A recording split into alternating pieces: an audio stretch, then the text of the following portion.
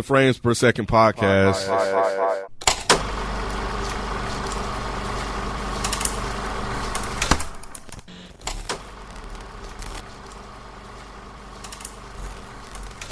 But welcome to another episode of the Frames Per Second podcast.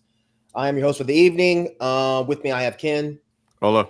I have Nick. What's going on? And we have a special guest. This is Isaiah Mountain. If you're watching a video, you might think it's the other Isaiah because he kind of looks like a lighter version of Dead End's Isaiah. I never noticed this before. A little bit, like around here. She said I look like Stove God from the side. I can see it too. Stove God and Sunny. Anyway, we have Isaiah Mountain. What's up, bro? What's going on? Happy to be here. Thanks for coming through. We don't have Jalen today. And we haven't had Rod all season. So yeah, we're gonna go ahead and get into this. I'm gonna go around the horn and see. Oh God, I'm talking work talk. White people say horn all the go around the horn. I don't say that shit. Damn, they fucking me up, Nick. It reminds me of the sports show, so I don't mind it. Oh, sports people say it? Okay, now I don't feel so corny and lame then. All right, so we're gonna go around the horn. Nick, what did you think of these final 3 episodes? Well, since this is the closing of this series, or at least the season, I think this show has been one of the best experiences as far as me watching this Star Wars franchise.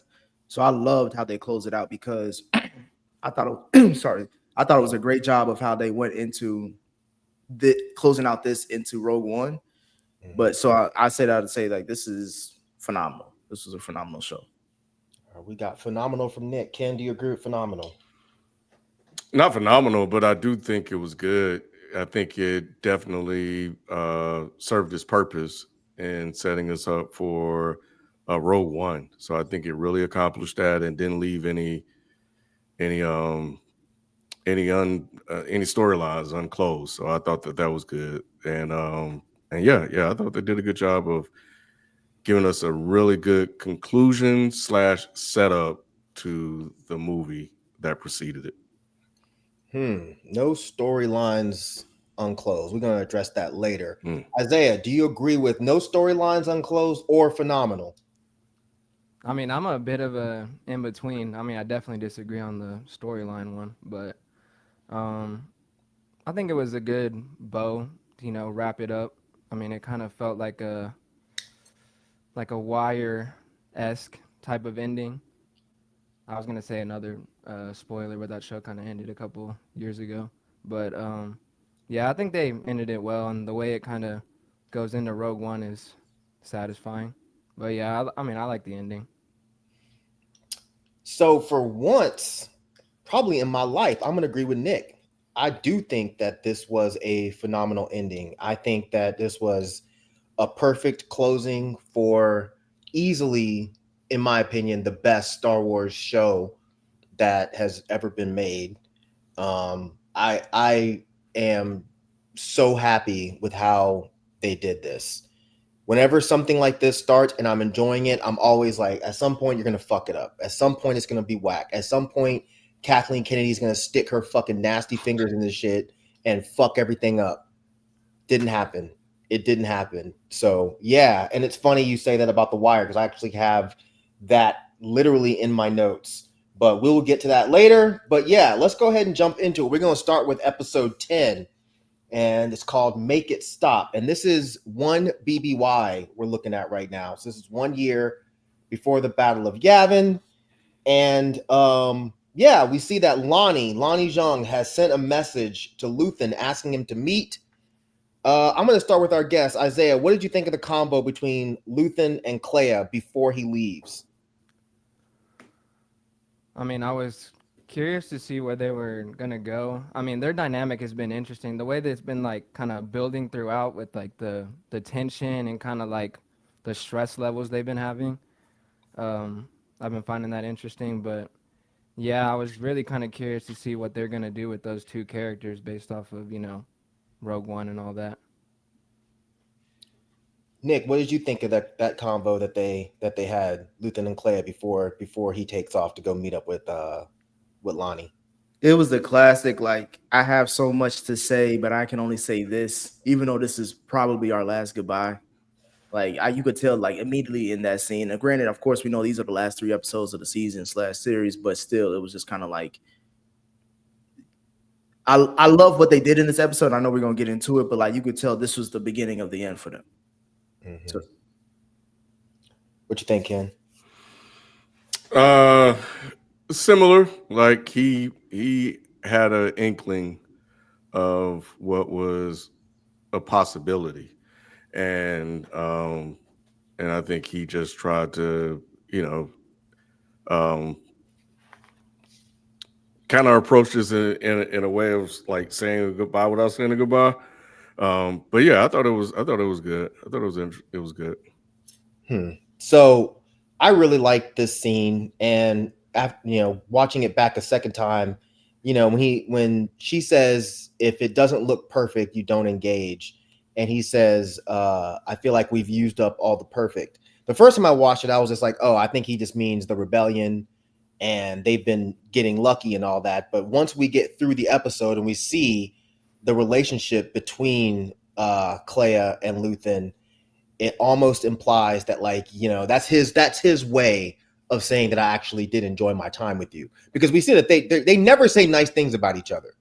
But you can tell they care about each other, and this was Luthen's weird fucked up way of saying that, like, yeah, I care about you, and I know this is over. And yeah, the second I saw his face, I was like, oh, okay, he's gonna die this episode. Tight. But So, Nick, what did you think of the combo between Lonnie and Luthen? I thought it was dope. I love how, because well, actually, I thought it was dope because in this scene, I thought Lonnie was gonna end up joining the rebellion or somehow, some way, but instead, it clearly it did not go that way. But I like how we finally get to the shits as far as learning about like what the true, behind the scenes stuff of like the creation of the Death Star, and like how complex and how nuanced it was. And this was like finally getting to hear the actual name, or like getting closer to it. And I love how that even made Luthen kind of amplify his, the plans that he has. Like, and it kind of alluded to it earlier this season when he was like, we ran out of time. I don't have time to do all this other extra shit. Like, we got to get to the shits now. And I love how he was saying that to Lonnie in so many words, because he was like, Lonnie was like, yeah, I got to go to the, I got to get my family out. I got to do this. I got to do that. He was like, well, shit, nigga, tell me now then if you want to know all this other shit you asking. So I love how we kind of, like, we're not fucking around anymore, even though we never were. But like this, again, start off a 3-episode run of not fucking around. What do you think, Isaiah? I just love the way that scene was shot. The way they're like going back and forth. You like see like their like reactions as the way he's talking. I mean, it was kind of starting to annoy me the way he was like, spit it out, and he was still kind of like beating around the bush. But when he got to it, it's just like the way Luthen's face looked, bro. He just knew. I mean, shit had to be done. He kind of like, it was kind of like when Iron Man and Doctor Strange, they kind of like look at each other in that last moment. Where he kind of knows that like he's gonna be the one that has to like sacrifice it all, right here in this moment. I mean, poor Lonnie, bro. Like, Yeah, the way he lied to his ass was crazy. I was thinking about like his family. Poor Lonnie. Well, it's his family. His family got, he has he's holding his family hostage, right? Isn't that what he said? And you guys said that before, right? No, we were trying to figure. So that's one of the storylines that was kind of left open. They never really said what was going on with Lonnie. I don't think Luthen has his family, but I assumed that Luthen had some kind of dirt on Lonnie and he was making him do this. But I don't think that that's actually true anymore. Because yeah, well, maybe you're right, because he was hell bent on like, I need to get my family, out. We need to make sure they're safe. He kept saying these things over and over again because he suspected that he was burned, and that possibly even he was being set up to get to Lonnie and being used to manipulate it, which, I suspect Luthen figured that part out too, which is why he went ahead and took him off the board, because he didn't know if he could trust Lonnie or not. He didn't know if this was a setup or not. So Luthen didn't want to take any chances. So, that's why I said poor Lonnie, Nick, because, hey, man, his family at least. Well, His family don't know what the hell is going on. Well, they're going to find out. Listen, Ken, a lot of stormtroopers got families too. They were sons and daughters. We don't know somebody. them. I I'm just haven't met saying. them. I haven't I'm just seen them saying. without the helmet off. And Lonnie said that he had his family hidden somewhere. Like he's like, they hiding out. I gotta go link up with them to see where we can go next. That's safe. Okay. And then Okay. everybody keep on using what's it, Yavin as a planet. They just be throwing out that planet like it's like what's that place, Switzerland or something. Like it's just a safe haven for anybody to go to. But nah, it was I like how they try to make us feel empathy for certain characters who are literally on the dark side, no pun intended. But all I'm saying is it didn't really impact me as much as I thought it would based off hearing that. I thought Luthen would kind of react to it differently, but clearly he did. Well, Luthen was using him, so he didn't give a fuck about Lonnie like that. Sorry, y'all. My mom is calling. Is that Clea? It might be Bix. If it's Bix, we can end this whole thing right now. Boy. Facts. Yeah, I disagree a little bit with Nick. I'm more with Ken. I do think poor Lonnie, because I think in the end, Lonnie did come through. Like, again, I thought before that Luthen was making him do it. But Lonnie hacked into Dedra's stuff on his own. No one told him to do that. He went in there and got all of that information because he wanted to. And the fact that he brought it to Luthen, and then Luthen pretended that he was going to help him. And the second he said, Yavin, we're going to take you to Yavin, I was at the house like, what the fuck? Why would you tell him that? What if he's lying? And then the next scene, he slumped over, and I was like, "Oh, they got me. They got me." I did not expect that. They absolutely got me, because I was like, "Luthen, you're not this stupid. What? Oh, okay. You shot his ass in broad daylight, and then walked away. Like, damn, But yeah, I do kind of feel a little bit bad for Lonnie, because Lonnie did his job. He was technically a part of the rebellion. I don't know. I feel like we glorifying Lonnie's part just because we seen him die in broad daylight. I mean, it is what it is. You know what I'm saying? Like a lot of people died. It's still integral. Yeah, we're not glorifying. There'd be no Death Star plans or any of this shit if Lonnie had not brought it to Luthen.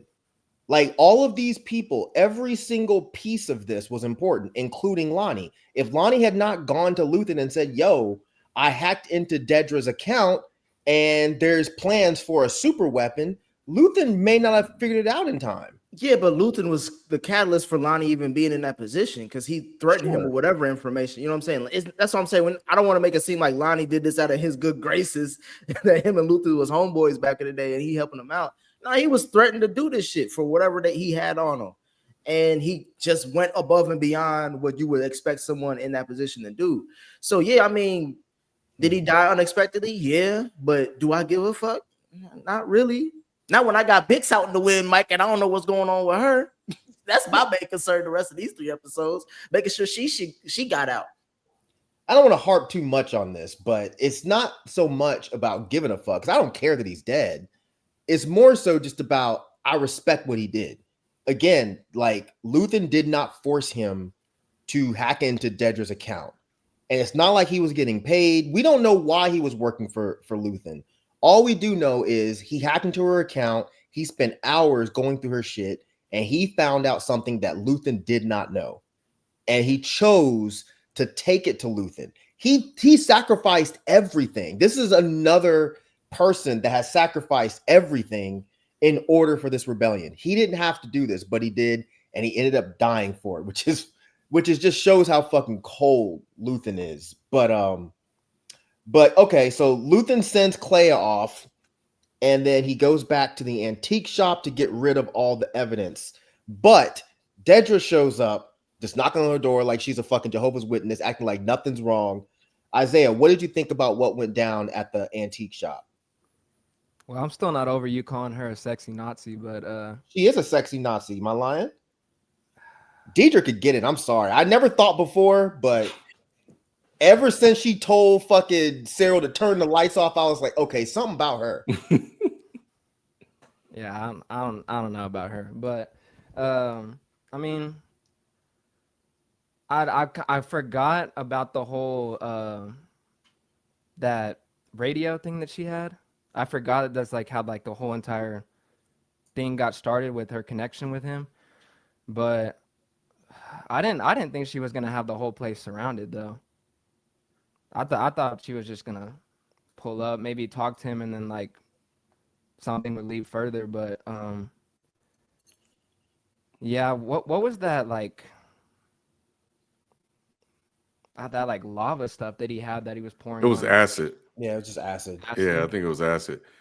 Yeah, I this was interesting because the first thought was, even though we are a year later, when she pulled up on him, there was a slight curiosity. It was like, man, is she still upset about Cyril?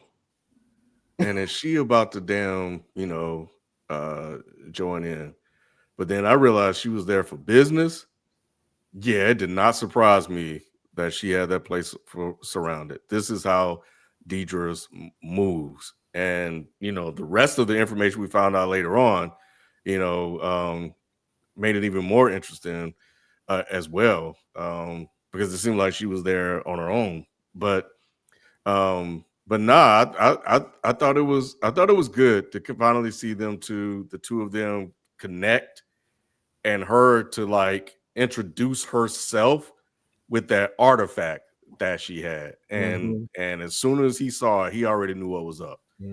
But it was at that point he sort of dropped character to a certain degree and was like, all right, you know what, you got me, but you're not gonna get me. What'd you think, Nick?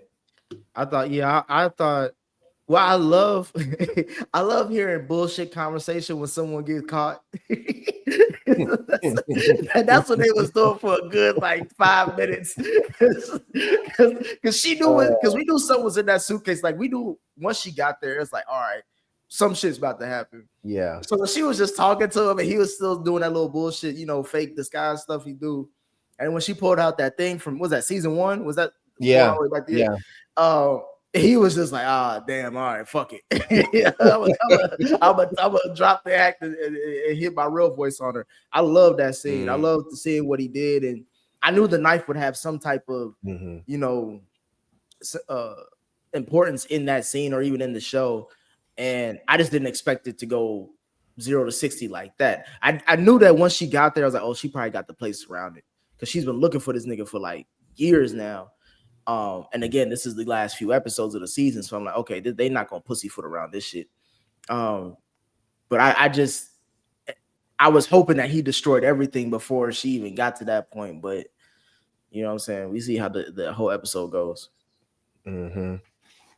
Yeah, no, I will say this. I did not expect that that's what was happening. I did not expect that she was at the door. And when she came in just smiling, I was like, oh, she has some real shit on Luthen. But I like when he was kind of walking her around the place. And I'm with you, Nick. I like the bullshitting when we know that they're both full of shit. Yeah. But I like when he was walking her around the place and he was talking about all the antiques, and she said, is everything fake? Or is everything real or whatever? And he said, well, there's 2 things in this gallery that are questionable. And immediately I was like, oh, he's talking about him and her. Like they're the 2 things in this gallery that are questionable. But I loved the whole monologue that they had, especially when she said, she was just so disgusted by all of this. And she was just like, you disgust me. And it was like, why? Why are you so disgusted? Because she's so fucking bent on this whole like Law and Order thing. But when he said, you're too late, the empire or the rebellion's not here anymore, it's flown away, and pretty soon there'll be millions of people ready to disgust you. I was like, God, the way that they fucking write dialogue with this show is perfect. Now, did I expect that he was going to stab himself with a knife? No. And I was just like, Luthen, like, you don't have a gun? Like that shit seemed like it would hurt less. Yeah, or at least slit your throat if you're gonna do it. You know what I'm saying? Like, Yeah, I don't know. in the chest, bro. Like, what are Yeah. we doing? What I thought was gonna happen, and I'm actually kind of surprised it didn't, because I always picture Luthen as a planner, and I didn't. I expected he'd have like the place set up with like some kind of explosive. So I was surprised that when he knew he was caught, he didn't just blow the entire place up. So is that because he really cared about those antiques, or was he just not all the way prepared for this to happen? I think it was that last part. The last part. Yeah, That would also be too big of a thing to happen, you know, especially at Coruscant. You're talking He like give it- the entire building. no, just his Just spot. his spot. Yeah. I don't know. That would have been too loud. But what's he going to protect? He's blowing himself up at that Yeah. point. Give a Yeah. fuck. Yeah, it's like I don't know. I was a little bit surprised that all he had was I'm gonna pour some acid on some shit. But anyway, all right. Well, we talked to Clea, or we go back to Clea, who's in the safe house, and we see her having a flashback to how her and Luthen met. So let's go ahead and go through the whole line of them meeting, and then we'll go back to the rest of the story. But let's start with Ken. What did you think about how they initially met? I liked it. What I liked, and I think we've seen this through, here and there, is seeing that the reasons why for Luthen, Mhm. and that what they were doing was really, really bothering him. And she got really, really lucky that she was hiding out in the one spot with the one person who actually was not enjoying what he was ordered to do. Yep. So it was good. It's to a certain degree reminds you of Saw and Jin Urso. yes, yeah, and how they met. But even though the circumstances were different, and he abandoned her, and they kind of kept their relationship together, but it was still very, very similar. And so yeah, it was good to finally to get their backstory and to see the connection that they would eventually, forge over the years. You agree with that, Isaiah? Yeah, especially the parallels between Saul and Luthen. But I love the real world parallels that they show with war in this season, or just the overall show in general. But yeah, I thought it was interesting that we got a Luthen backstory pretty much like at the very end of the show. And yeah, just to see like kind of where he got from here till now. But where were they? I know I'm kind of skipping ahead a little bit, but where were they at like in that village area? It looked like I don't know, like a Star Wars Jerusalem or something. Village area. Oh, you're talking about when they were walking around and they murdered those people, those civilians? But before that part, it's like when they're like, yeah, I'm skipping a little too far ahead, but they like when they're already like kind of like hanging out and stuff, him and Clea. Like when they blow up the. Well, yeah, I guess. It's before that. Yeah, I skipped a little too far ahead. My bad. Okay. But I did like the getting a backstory with him. I thought that was cool. What'd you think of that, Nick? I thought it was really interesting, like to what Isaiah was saying, as far as like we're getting the backstory of Luthen like at the tail end, and you see why they did that once we get to like I guess like the last two episodes. But I remember I was reading that on the Reddit thread. Someone was like, "Man, I wish we could get more of Luthen and how he became a part of the rebellion and what caused that." And then like we literally got that in episode 10. So I thought it was like it's great that they took care of all the fans' questions. I feel like in this season, as far as what you wanted to know and backstory. But I thought that it reminded me, for me, it was like how Mando found Grogu a little bit, as far as like he was on a separate mission and then he found something that he probably should have turned in or destroyed or whatever, but instead he took it in and raised it. It's a very Star Wars like thing. And I just wish that I wish that we kind of saw a little bit more of his switch, I guess they try to, show us really quickly like he was drinking and he just really couldn't, like, you hear all the screaming outside and how fucked up everything was. But I kind of just a little bit more motivation from Luthen. But I mean, I don't need it. It's just something that I wanted. But it was great to see how they just met and how he just took her in from jump. Like he knew this is like, if I'm gonna save myself, aka save my soul, it's gonna start with her. Yeah, I agree with that. Not with the part of needing or wanting anymore. I was perfectly fine with what we got. It seems like, I don't know if he was definitely an Imperial officer. I assume that's what they were. And the Empire was known for like mandatory service, like forcing people to serve. So it's very likely that they could have just been forcing him to serve, and he didn't actually want to do it. And he was hiding in that room drinking. And it reminds me of when I used to work at Whole Foods, bro. I used to hide in the bathroom and I would be in there for 30, 40 minutes sometimes because I didn't want to be on the floor. So I get it, bro. Working at Whole Foods, it's like war, Nick. Okay. I hope you ain't find no little girl hiding in I didn't find a little girl in the the bathroom, but man, I was gonna say, what the hell Whole Foods got y'all doing? Bro, I hated it, bro. I hated it. But I definitely, to Isaiah's point about them, mirroring real life, I love how they were talking about it. It's a very subtle thing, but one of the troops was talking about how they found 50 people in a basement and they killed them all. And, we've talked about this a lot throughout this show, that this is definitely about the rise of fascism and fighting back fascism. I immediately thought about how Jews were hidden during the Holocaust. They were hidden in basements, and Nazi soldiers would go around finding them, and they would get pleasure when they would find them hiding and be able to wipe them out.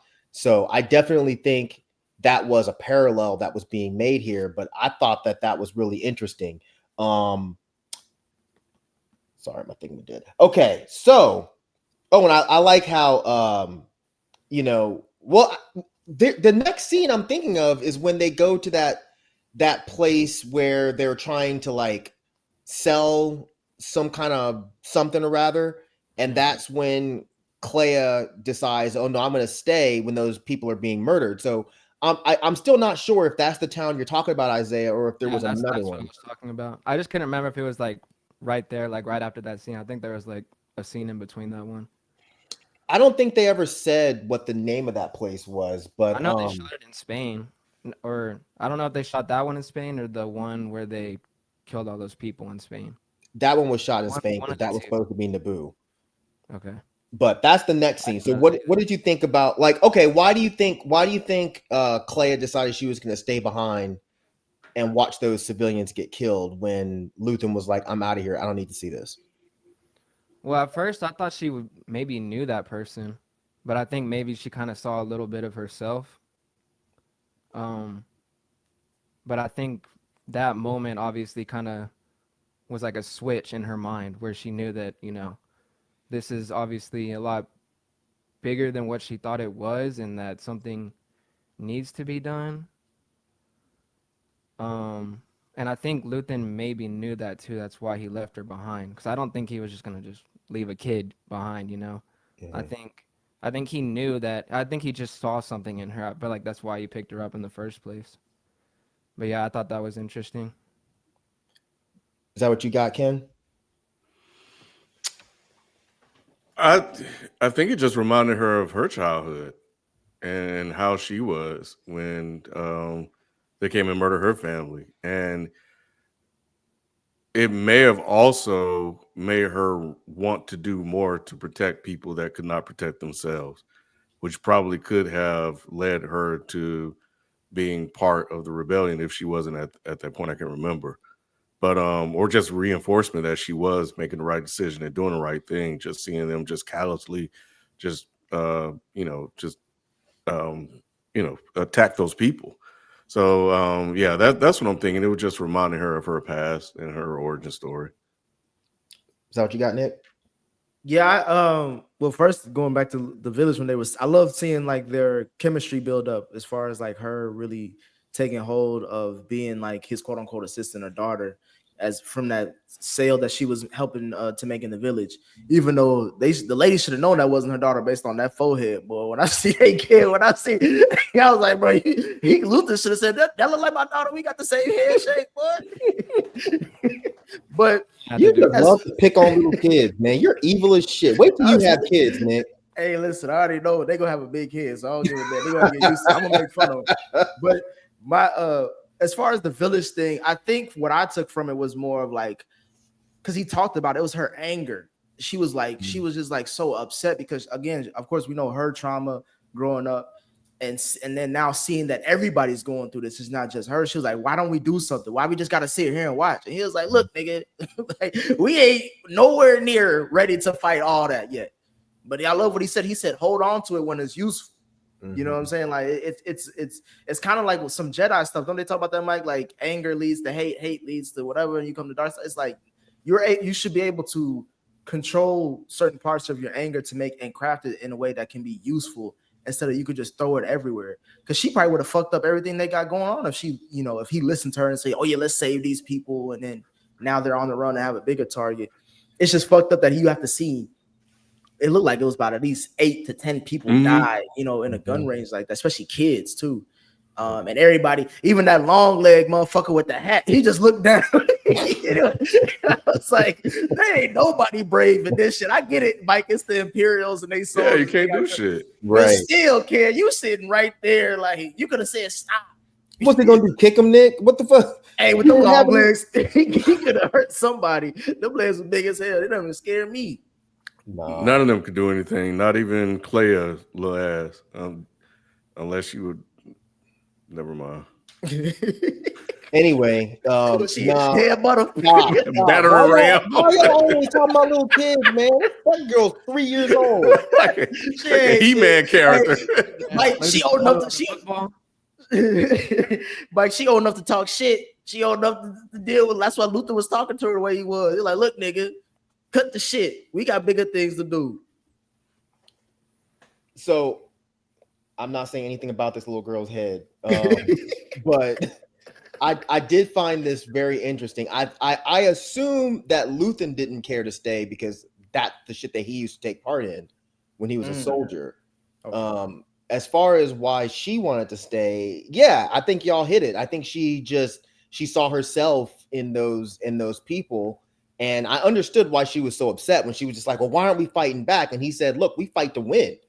And until we're ready to win, we lose and we lose and we lose over and over again. I thought that shit was so good. But the next scene is where they're in the cafe I'm pretty sure this is supposed to be Naboo, but this is where they're sitting at the table and they're talking about they have the little bomb controller or whatever.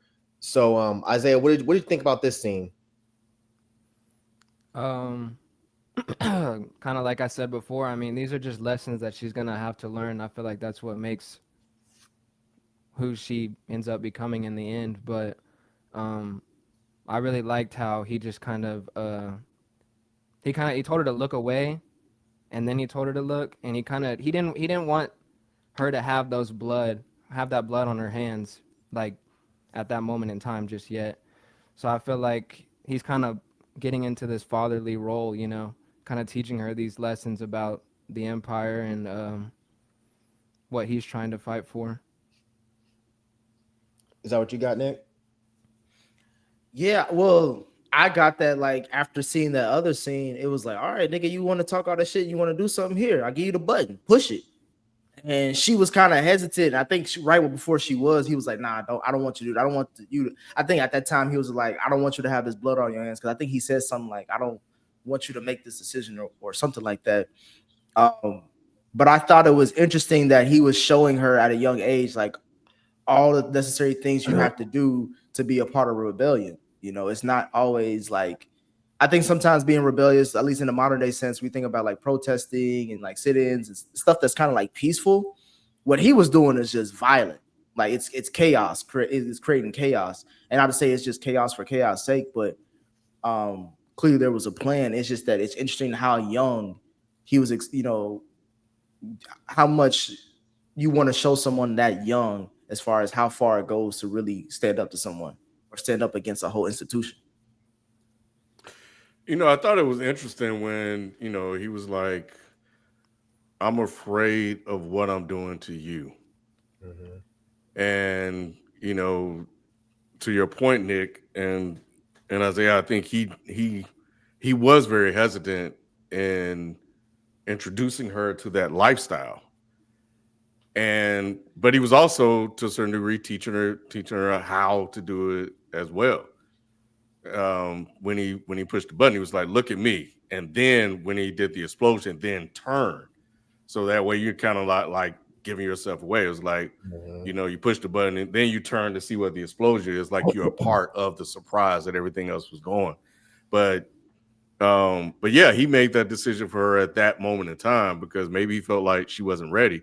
Because I think she was looking around the room and she was kind of hesitating herself, and she was also looking at what maybe she could have had when she was seeing that couple that was in there having dinner and stuff like that, or maybe she was concerned and caring about people and starting to get attached to people she didn't know and didn't want to and that was causing her not to want to push the button. But yeah, you just seeing her just kind of give it a game and teaching her and molding her to prepare for it. I didn't know Clea was that damn ruthless though.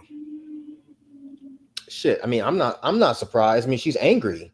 She lost her whole. But we can assume at least she lost her whole family to the Empire. But I don't think I saw what you saw or what y'all saw. I don't think I noticed her being hesitant. I thought she really wanted to do it. But and I feel like that's why Luthen specifically said, like, you need to be prepared to leave everything behind. And I think that's why he decided to stop her in that moment. He's like, if you do this, there's no turning back. There's no family for you, there's no friends. If you blow these people up, that is you starting, your career as a rebel. So when he said to her, you need to be prepared to leave everything behind, I was like, okay, I get it. But yeah, I also do agree with y'all to a degree that he didn't think she was ready to kill anybody yet. She thought she was, but until she's actually ready, I don't think Luthen was going to let her do it. She might have blew them people up in that moment and then cried about it and then fucking ran off somewhere and that was it. But he didn't think that she was really ready yet to be, a lifer like him. I do think it was interesting if that was Naboo. I don't know for a fact that it was, but if it was, then I feel like that's interesting. Maybe Isaiah might know the significance of why they would start blowing shit up on Naboo. I'd have to look it up to see if it's actually Naboo or not. But at this time, I mean, I'm sure at this time it's something to do with rebels or Well, who was some born cult there? Do you remember? who was born on Naboo. Yep. Is this like a trick question? No, Like it's like you Palpatine. testing me Palpatine right was born there. So I figure if you're dead set against the Emperor, and this is all stretching, reaching. I don't know if this is really what's going on, but that was the only thing I could think of as why they would start blowing shit up on Naboo specifically. As his homeland. That's where he was born. So it might be like, well, we're gonna strike here first and show you that we're serious. We're gonna blow up this fucking bridge that we saw in what you call it, that we saw in Phantom Menace or whatever. So I Yeah, thought that was kind of cool. it probably is like a comic book tie-in or something that's going on there. Cause he's been tying in comic books throughout the entire show.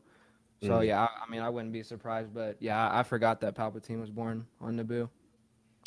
But you Well, could be right. what did you think when Dedra was arrested? Because it turns out that she was breaking the rules to do what she was doing. So were you surprised that she got arrested? Yes and no. That's why I thought she wouldn't have a team surrounding his place because she's always kind of like going off and doing her own thing unless what is his name? The dude from Game of Thrones? Patagance or whatever. Yeah, Patagans. Yeah, it's like unless like he's been telling her stuff for the other dude from Rogue One, she kind of just goes off and does her own thing. So I was a little surprised that she got arrested. But I mean, they didn't even put her in cuffs or nothing, bro. They just let her ass walk. That's how they do, white folks. I was gonna say. It wasn't even an arrest. It was more like an escort. But I mean, she could have pulled a Karen if she wanted to. Go ahead, Nick. I was gonna say for me, I was more surprised that she broke as many rules as she did, or at least that they didn't excuse her for it because of like who she got. You know what I'm saying? Now, granted, of course, the condition that we find him in is like, well, how useful is he now when he's like damn near clinching to life? Mm-hmm. But like she actually still did get the guy. She found out, you know, of course, we see later on that they find out all the shit that was in his spot that was key to what they were looking for.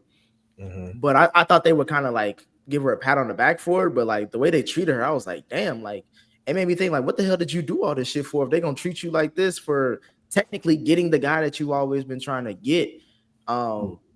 Yeah, even when what's the thing with Papcom when the dude was like, yeah, he came in and told me to come arrest you. I was like, damn, I thought that was your only loyal, or like not loyal, but I thought that was your only friend within the reins, or the guy that was kind of Pratagats or her? Yeah, Pratagat, whatever this nigga that, yeah, that dude name. I thought that was his only, like her only lifeline to being like, okay, like he's kind of watching over her. He's kind of will make, you know, excuses for her here and there. But like when they said that he was the one that ordered the arrest, I was like, oh, she ain't got nobody, so she done.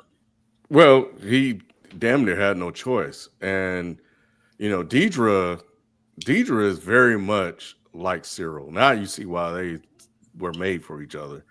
You know, they don't mind, and she's always done this. You know, we remember in season 1, she did the same thing. This is just what she does, and even Patagas wasn't surprised by that. He even said it in the episode. He was like, yeah, she's always going outside of the boundaries, you know, and typically, as in this episode, she's successful. She accomplished it, but she's a pawn, man. Like they don't really need her like that, and you know, she's a scapegoat. And I think so I wasn't surprised that they arrested her at all.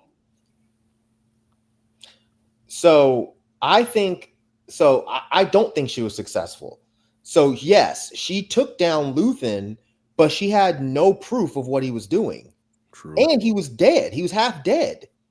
So I think that's why they were so pissed off, because if there's anything that the Empire sticks by, it's fucking rules. She broke the rules and didn't even have any results. All we have is some white dude on a bed that can't even fucking speak. How do we know that he's Axis? How do we know that there's any kind of rebellion based on this guy? So I think that's why they were just like, well, fuck it. Like, I can't protect you. You fucked up. So I was a little bit surprised that they arrested her, but when I stopped for a second and thought about it, I was like, okay, nah, that makes sense. Because Pratagat's ass is on the line because she was working for him. So he's not her friend at all. If anything, he just saw a hunger in her and was like, I can use this. But then she fucked it up. She should have taken that information to Hertz. They could have gathered all of the intel and then went. But she was fucking trying to collect everything on her own. And then she ran out by herself and did whatever she did. And she fucked up. And Hertz tried to warn her with that. He was like, why you think that they appointed me to this position? Because I don't want the glory. You know what I'm saying? I think they used that in one of the recaps. And remember what she said? I don't want the glory either. But she was lying. She does want the glory. Yep. So yeah, Dedra's a fuck up. But then we see Clea, and she sneaks in to the hospital we find out, to take care of Luthen. But Ken, what did you think about Clea's stealth skills? Hey man, Luthen taught her well. She was good to walk in with the bandage to kind of blend in, and then to put on the uniform, to steal the damn lady who didn't know where the hell she was at.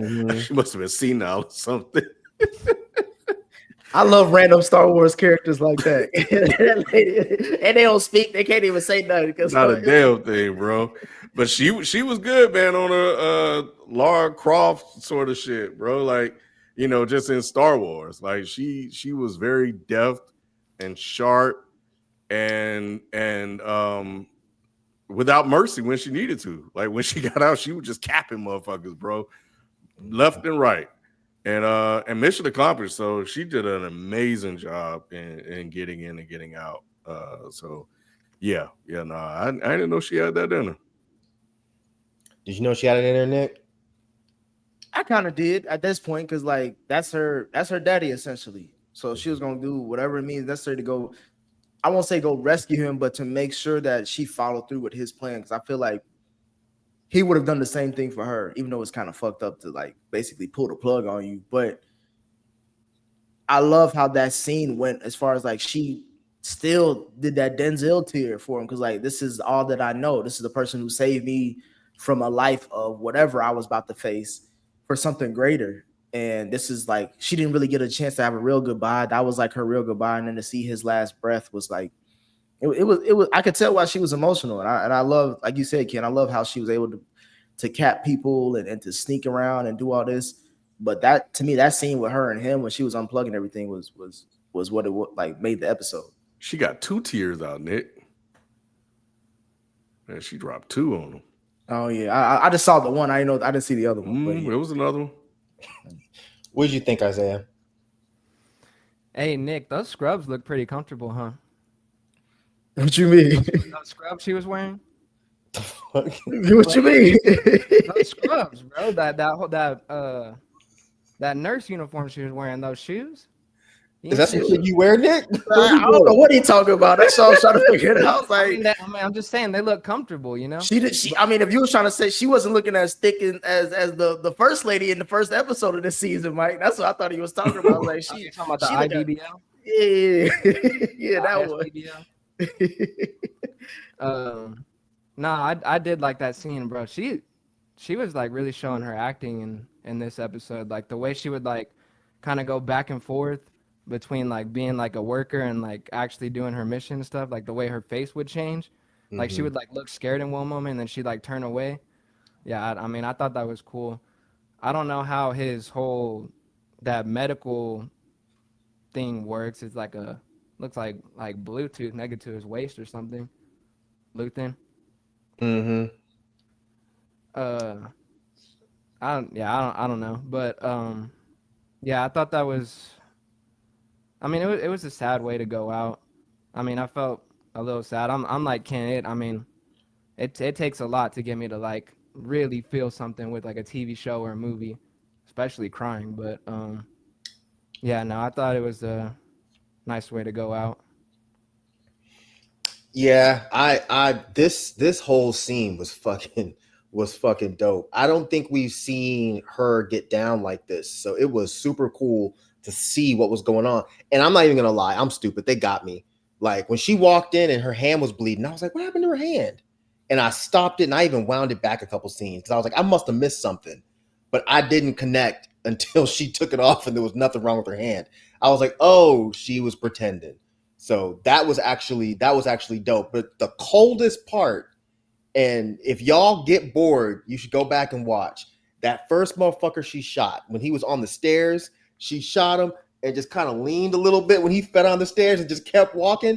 I don't know why, but I laughed so fucking hard because it was so cold. It was so cold. She was like, I'm not even going to give you the dignity of brushing by me after I shot your bitch ass.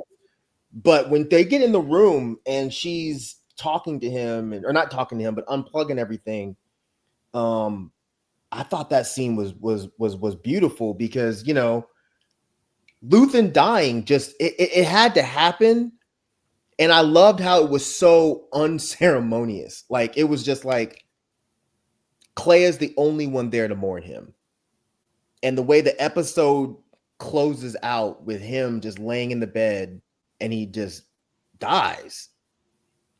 I expected Luthen was going to die in a gunfight. He was going to go down in a ship, something, but no, he just died in a hospital. By himself, essentially. I thought it was perfect, man. He started the entire rebellion, and he doesn't even get a funeral, doesn't even get a celebration. He just dies in the hospital. So yeah, this scene was really, really, really good to me. But that transitions into episode 11, entitled "Who Else Knew?" And we see that the ISB is investigating what happened with the murder, or not with the murder, but with the with Clea going in there and killing everybody. But Nick, Dedra is being interrogated by Krennic. How did that scene go? Hey, Mike, I was waiting for this one. Hey, bro, this was probably the best. This is one of the best scenes, period, that I've seen all year. Oh, hey, bro, Mike, when he put his, Bro. he put his hey, Mike, for a certain, bro, I was like, does he have the force? Why is he moving like that? hey, bro, the way he was the way he touched her in all those scenes was like. It was so weird and awkward, but it was scary because I didn't know what was about to happen. And he was cussing her ass out the whole time. Without saying one cuss word. Not saying one cuss word. Told her ass up. She was like, are you here to talk about the death of Luthen or whatever? He was like, nigga, you think I came all the way down here to talk about some ISB clerk? What kind of rape do you think hey, man. This was a perfect scene, bro. He undressed her ass all throughout the conversation. Right when she thought she had something that can kind of be like in her defense, he was like, he just shut it down. And then when he grabbed her face, bro. I think we'll make it fine without you. That was a pure textbook definition of someone treat you like trash. Yeah. Like I thought, and she deserved it, you know what I'm saying? Because of all the shit that she did. So it's like, yeah. I thought that was one of my favorite scenes. Ben Mendelsohn is a fucking OG in this. Like it's crazy to go back because Rogue One came out 8 years ago, something like that, 8-10 years ago, something. Yeah, like so like for him to be able to get right back into this character like that, this is amazing. You agree, Ken? Oh man! As soon as I saw it reminded me of Power. When Ghost did Tasha, but it was on the he did it on top, bro. But on the top, that's what I'm saying. A top move. I ain't never seen a top move. Me either. I swear, I don't think I've ever seen anything like that in my life. With that baggy ass glove that he made his finger look fat as hell. I thought it was a thong. She was just done because Dedra always has like a face like she's in the middle of a rap battle or something. Like she just about to spin. But when that finger got her face, she was shook. Man, he came in hot. He walked in slow, stood right behind her, and then that's when he was like, "Yeah, what makes you think I would want to come down to this fucking shit?" He was like, "Say the fucking word," and she was like, "Death Star." And then you're right, Nick. He just completely just demolished her. And she thought she had. She was like, I found access. He called her a scavenger. And she was like, I did all that shit until she admitted that she had some documents and she never reported it. But yeah, man, when he grabbed her face and just threw her, man, bro. Yeah, no, he killed this scene. Like it was one of the best scenes for me in this whole season. Mm-hmm. You agree, Isaiah? Yeah, I'm with them, brother. I mean, that shit killed me, bro. He was spinning around her like a globe. Mm-hmm. But yeah, I mean, her character arc has just been insane, bro. Like the downfall of just her entire character. But I mean, basically the way he's treating her is the way Vader was treating him in Rogue One. So it's all about this, this whole chain of command. I mean, we've seen people, assistant managers, they be acting like they're the top dog. They can just treat people any which way they want because, they got this certain power in the company or whatever. But yeah, I mean, she doesn't know any better. From what we learned that she's, came from this Imperial orphanage or whatever. I mean, it's like kind of inherited in her to like want to have these roles, but to also want to break out at the same time. So yeah, I found her story arc and the way it's kind of coming to a close really interesting. She tends to think the ends justify the means with her, and up to a certain point, it has, Yeah, it has until it stopped, and it stopped when Krennic walked in that fucking room. Yeah. He walked up and he was just menacing the way he was just whispering at her, but it felt like a yell. Yeah, Mendelsohn is a beast for this whole scene, man. But when he Yeah, the finger shit. I knew y'all were gonna. I knew I wasn't alone because I was at the house cracking up. And he had her, and she was like, Yeah, she ain't no. I was like, she ain't never been touched like that before, Mike. ever been touched like that. But I mean, first of all, I found it was interesting that the whole thing, she fucked everything up because she pulled a fucking Hillary Clinton and didn't delete none of her shit. I'm like, are you serious? You didn't do what? This is how everything leaked because your ass got an email forwarded to you that you shouldn't have gotten and you didn't delete it. That's wild. For 2 years. For two, bro. But it actually does make sense with how we see how arrogant the Empire is. They don't think that the rebels have any chance of fucking with them. So they're like, eh. And plus with Dedra, this whole shit was so personal for her that she was just like, she was going to take any opportunity she could to make sure she got access. But I love when Krennic said, you know, I'm not here to figure out the whys. I don't have time for why.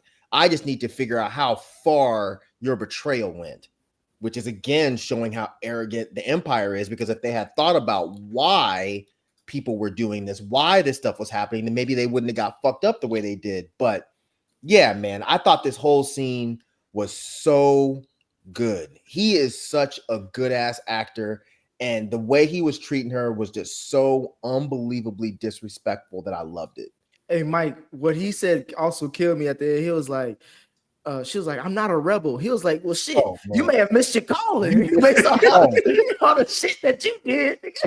He's telling her you fucked up so bad, you may as well been working for the other team. That's incredible. And for someone like her, that her whole That's an life insult. has been like, I am part of the Empire. This is law and order. That is the biggest of insults.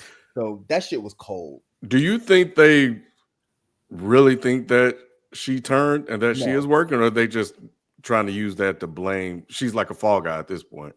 No, I don't think at any point they ever thought that she was a part of the Rebel Alliance or anything. I think, well, actually, I don't know because the fact that Lonnie was using her credentials, the fact that she had gotten that email accidentally and left it in there, I don't know if they thought that. Krennic might have thought it. I don't think Pratagat's ever thought that she was part of the Rebel Alliance, but I could see Krennic thinking that. If I was Krennic, I would think it. Yeah, he said that's the only plausible certainty right now. Right. Yeah. I just thought they thought she was just stupid. It was like you can kind of get away with one or two of these things, but for how long it's been going and how much digging you did without reporting any of this shit, that's crazy. It's like, and we know how intelligent you are because you were brought into certain rooms that you wasn't even probably supposed to be in. So it's just like, why would you do so much stupid shit? Like that's why I took it as. Yeah. All right. Well, Ken, what did you think about the conversation between Krennic and Pratagat, especially regarding how and why they needed to find Clea? Do you remember this part? I'm trying to remember. They were in the Imperial boardroom and they were talking about, they actually Hertz was in there too for a minute, but then they kicked him out. But they were trying to discuss how to find Clea and the best way to do that. No, I can't remember. Nick, do you remember this part? Yeah, what I took away from most of it was I didn't realize that they had a good relationship or a close relationship. I don't know if they were like, they came up together because the way they were talking to each other was almost like peers in a way, like old friends. Well, maybe not old friends. I don't know how you classify it. Co-workers in this institution. But I love how what's his name? Pterodactyl. He was over here yelling at Krennic was like, I thought, nigga, you were supposed to be done with this shit a long time ago. Krennic was like, bro, we had delays. He's like, nigga, say that for the Emperor. Don't tell me that shit. Because now I got shit, I got motherfuckers on my back because of you. I love how they were just talking to each other. And even like, again, it just felt like two equals kind of cussing each other out in their own way. But then at the end, he was like, good luck to you. You know, like, I wish you the best. What'd you think, Isaiah? Pretty much the same as Nick. I mean, Hertz is kind of now like Dedra, just like kind of the going under Pratagat's, right hand or whatever. So I mean, it's cool. I mean, Hertz is like just like a whatever character to me. I mean, he's kind of just there. But yeah, I'm kind of with Ken. I mean, I don't really remember a lot from that scene. I thought you were talking about what happens later with Pratagat. Nah, I actually thought this scene was interesting because, you know, this was more of the propaganda aspect of how the Empire operates when they were trying to come up with a way to find her, and they were like, well, should we say that she's a murderer, you know, but then we have to have a body, so how do we get people to turn her in? And then Pratagat immediately was like, say she has a disease and that she escaped and that thousands of people will die if they have any interaction with her. I'm like, yeah, that's fucking brilliant. That's Yeah, you absolutely just triggered my brilliant. memory. I remember that scene now. And it Yeah, harkens back to when in the first season when Pratagat was talking about what the Empire is. He's like, we're healthcare workers. Our job is to find the sickness that's infecting people, and the longer we let the sickness go, the harder it is to contain. So all of that shit circles back. So them immediately just going to, yeah, she's diseased, and the longer she's out there, the worse it's going to be for us. I thought this scene was actually really dope, but maybe I am on my own with that. So let's move on to Clea, who's back at the safe house, and she uses an old radio to send out a distress signal that got to Wilman. She was trying to get Cassian, but it got to Wilman's old punk ass. But he immediately takes it to Cassian. Nick, were you surprised that Cassian jumped to leave to go try to save Luthen? I'm not sure because their relationship is really weird, at least from this season, because it seemed like Cassian is like, of course, like loyal to him, but he's always ready to just kind of dip on them and like not really fuck with him based on like, you asking too much of me. I got my own life I'm trying to live, and I don't even know if I really even trust you. Which you can always argue that's how Mothma feels about him too. But I think when it comes down to it, Cassie or Andy is kind of like, if you're in trouble, call me. You know what I'm saying? Don't call me first. Call me last. Like clearly, if it's a distress signal like this, call me and I'll come and pull up. I was just more surprised it took Wilma's bone-legged ass too long to hobble over to the, they could have got that message. They could have been there a day early, Mike. Bro. That nigga was hobbling his ass over here. Yo. We haven't seen him run since what season? Earlier on the season what? 1. Do we know what happened to his leg? We just know that they had that battle on where they got the droid. Yeah. Ever since then, his leg been fucked up. But I mean, that was over a year ago. This thing is still. When he got up and was walking, I was like, "Is this like an inclusivity thing? Like, why are you?" I was like, between his leg and Forrest Whitaker's eye, this is the most inclusive shit we've had in Star Wars ever. I was like, why is he walking like that? But I thought his dick was hard. Just to that girl.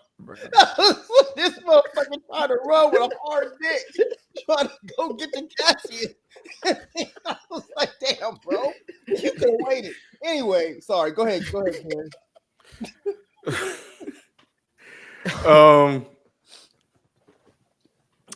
Yeah, I wasn't. You know what? I was a little bit surprised because, especially when Wilman asked him a very, very good question. It was like, "What if it's a trap?" He was like, "All right, well, it is. It is what it is." Mm-hmm. But maybe he feels like Luthen has done so much up to this point, and they really need him, to keep going. And maybe there's a sort of I mean, it's clear there is an attachment that he's developed for him over the years, even though they've had their differences, but their mission has been the same, and it is to take down the Empire. Mm-hmm. And Luthen has never wavered from that, and neither has Cassian.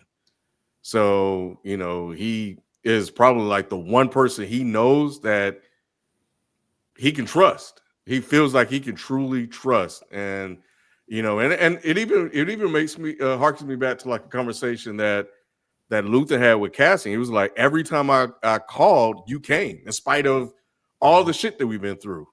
He said, you always show up, no matter what.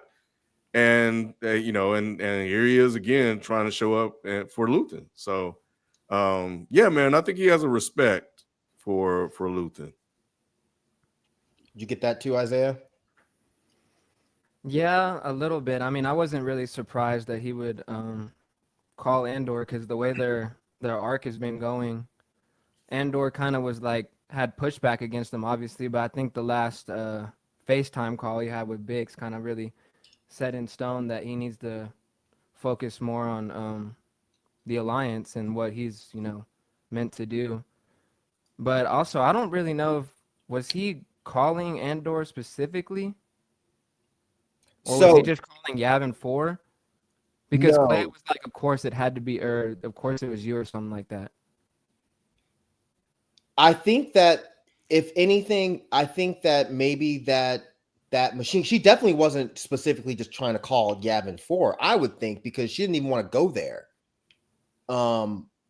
But yeah, I was also a little bit confused about how that whole thing worked. I thought that was just like a distress call that, yeah, I guess I don't really know. I No, don't no, really know. Mike, I'm leaning towards what you were. I don't know if this is where you're going with it. Like, this is like break in case of an emergency. Like, whoever picks up on the other line will Yeah, come get you or whatever. that's So kind of what I thought I don't too. think she knew who was on the other line, but she knew it was help or whatever. And because I feel like if she wanted to reach out to Cassian, maybe there was another way to do that. Maybe, but I think because the way she, broke down that wall, it was like I don't even know who's on the other line. That machine looked dusty as hell. And but granted, shit, I don't know what the hell Luthen taught her, but she's like a ultra mechanic for how she was able to find and put that machine together. But yeah, I think she just didn't know who was on the other line. She just knew it was just like whoever is listening, please help me. Okay. So That's what I took from it. I could be wrong though. No, that's what I got. So if you're wrong, I'm wrong too. Because I was like, well, weren't you calling Cassian? But when he showed up and she was just like, oh, of course it was you. I was like, wait, what's going on right now? So yeah, I thought maybe it was just a distress signal, and whoever happens to be in possession of one of those radios knows that, like, yo, if you get this call, you need to come help Luthen. So yeah, I thought that scene was interesting. That he immediately was just like, no, I gotta go help Luthen. But I'm not surprised because Andor does have respect for Luthen. And we see that later on. Andor knows that Luthen built all this shit. And if Luthen is in trouble, I need to go help. Because if Luthen goes down, in their mind at the time, they thought if Luthen goes down, this entire rebellion falls apart. And even though Andor's been with the actual rebels for a while now, I think that thought is still a little bit in the back of his mind. And he still respects Luthen because Luthen brought him into this. Andor wouldn't be in the rebellion if he'd not met Luthen. So yeah, I like the fact that he jumped up and was ready to go the second he got the call.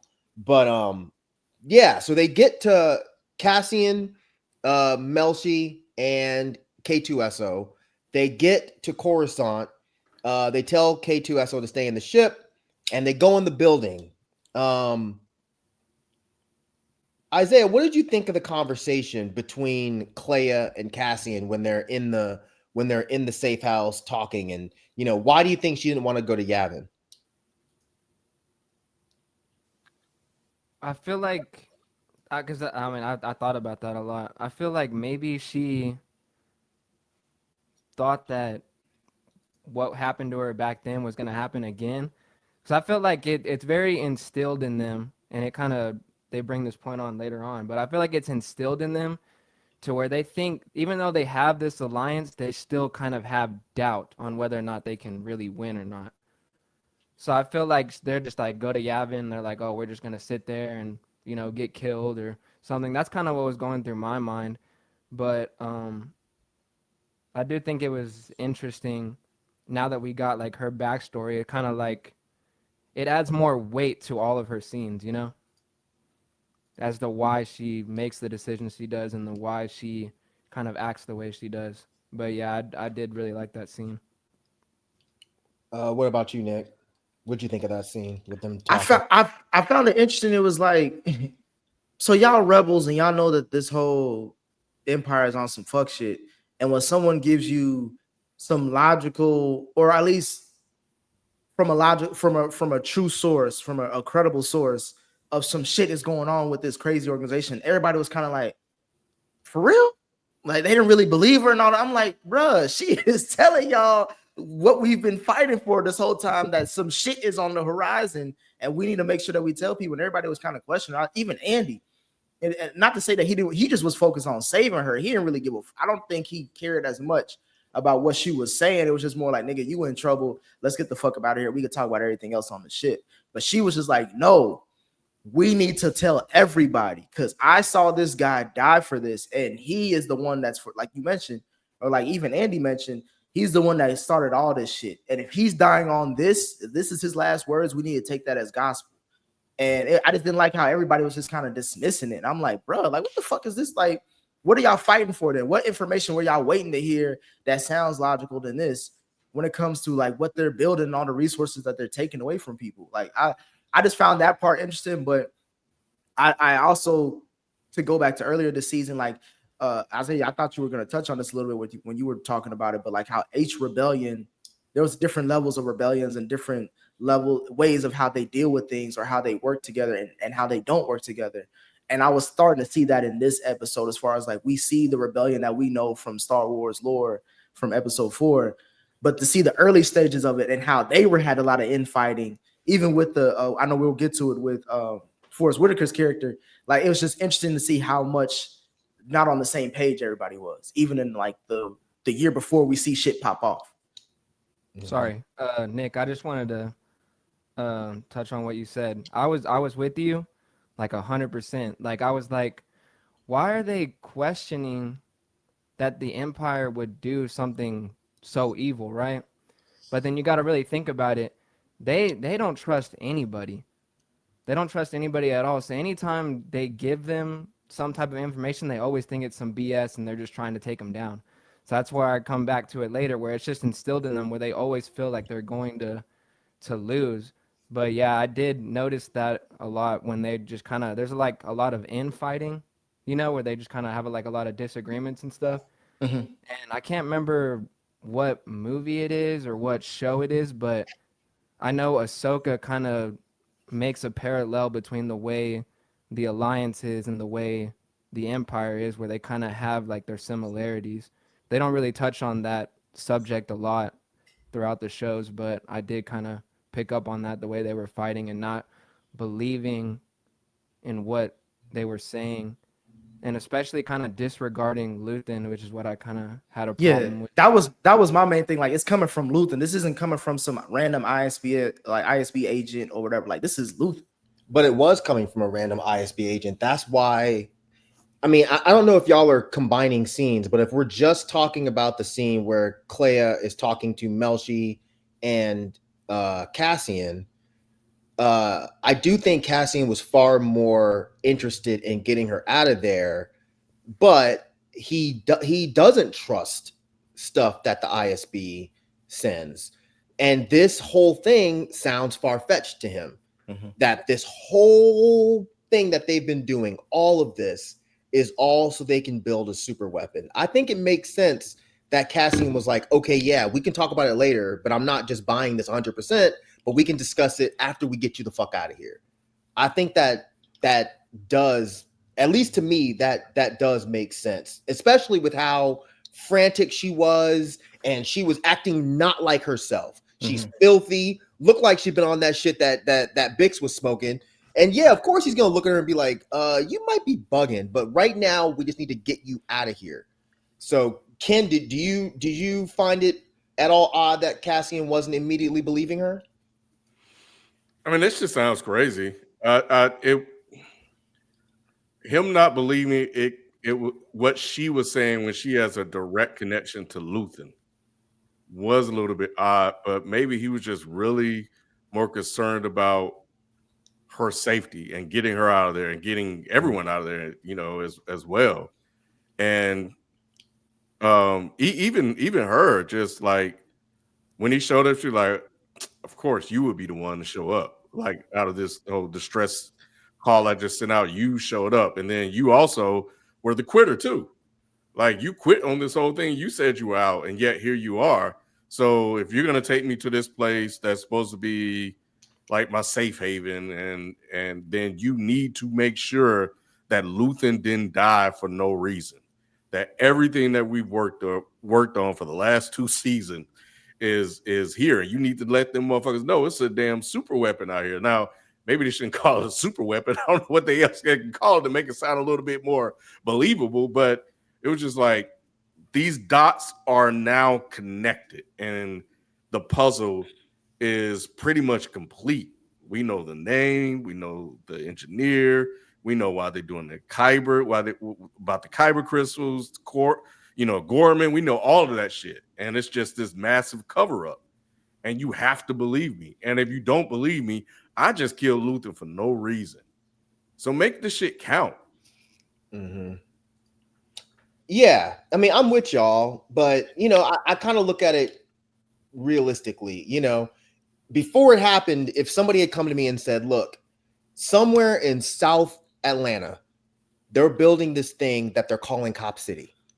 And it's going to be a whole city where it's a bunch of cops doing fucking maneuvers so they can figure out how to infiltrate neighborhoods.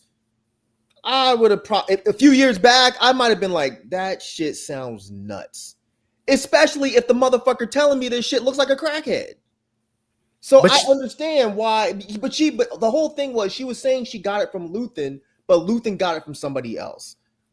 So they have to be careful about the information that they run off of. But that's all the information Luthen gets is from somebody. That's why I feel like it kind of goes back to that scene where he was cussing at I forgot her name, but his daughter or the assistant, when he was like, I got all these people giving me information, all this stuff. Like, I got all these, like, and I'm it's just too much. Right. So like, that's all he gets is information. It's not like he's everywhere. He can't be. He's technically there based off of his spies. But that's why I was just saying, like, Mike, I did your analogy, but I'm thinking like, this is coming from someone that you know and trust, or at least you know and believe. You may not trust them all the way, but you believe a lot of what they say. And if they saying some shit is going on, then maybe it was like, it's not so random. It sounds crazy.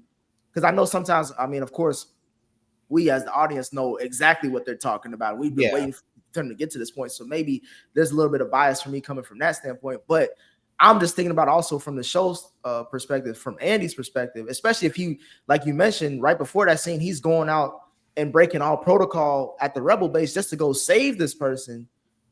If you want to just jump off a leap of faith for that, nigga, and you don't even know if it's a trap, how you not believing this? Because for all I know, Clea turned on him and killed him. He's not here. So we have to look at this from the perspective of someone that's been betrayed over and over again. I'm sure someone that has, been in this game for a while. He shows up to save Luthen. Instead of Luthen being there, it's his assistant looking crazy. She says Luthen's dead. That's the first strike. The second strike is she's walking around talking like this. And there's this guy, and then he's going to build this, and then there's all of it. Yeah, of course he's going to be like, I don't know if I should trust this, but I'm listening. I don't think he was completely mistrusting, but I think in first initial, him first hearing it, he was like, this sounds nuts, but let's get you out of here. I think what turned everything is when the ISB showed up looking for her. Then he was like, okay, she must be onto something, because otherwise, why would they be here to fucking catch her?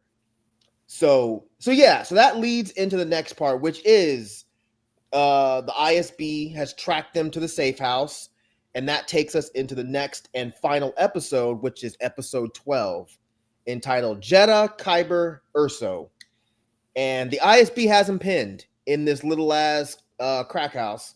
And the other thing, like, the safe house looks like a crack house now.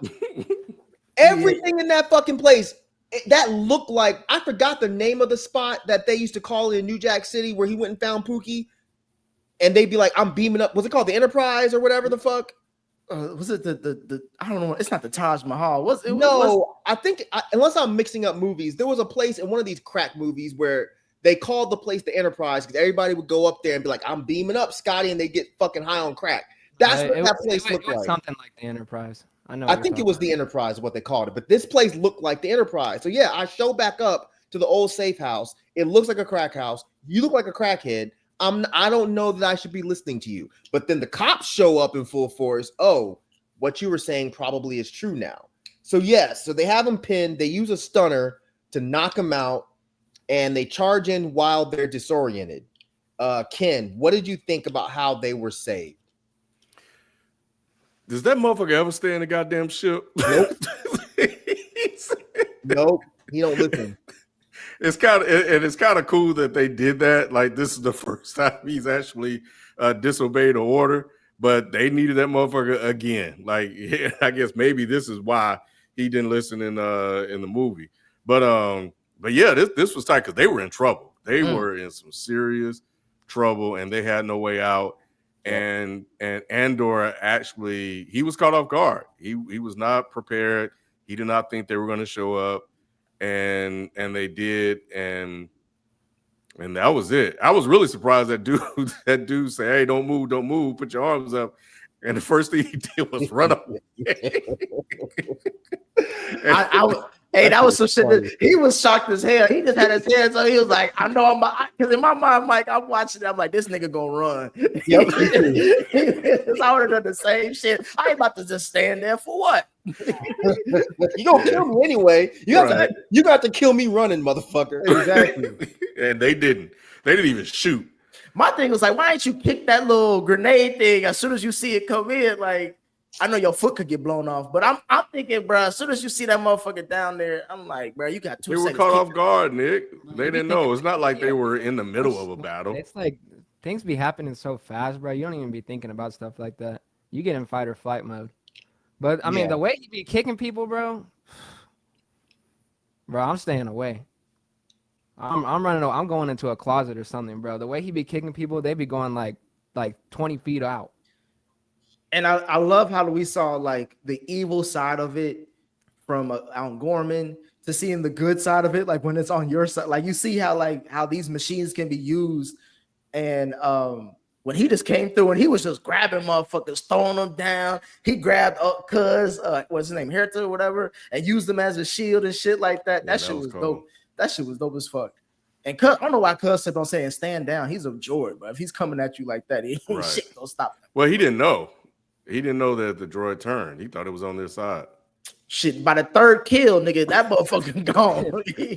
He was blasting at him for about 10 minutes, nigga. Well, before I go, what did you think of that scene, Isaiah?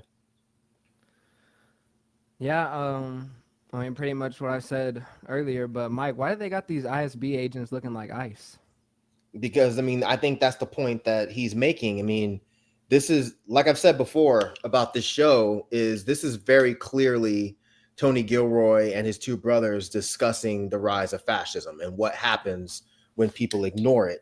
And yeah, these guys are, I think, supposed to kind of represent, the militarized side of the police. And when they start, when the police start actively working for privatized,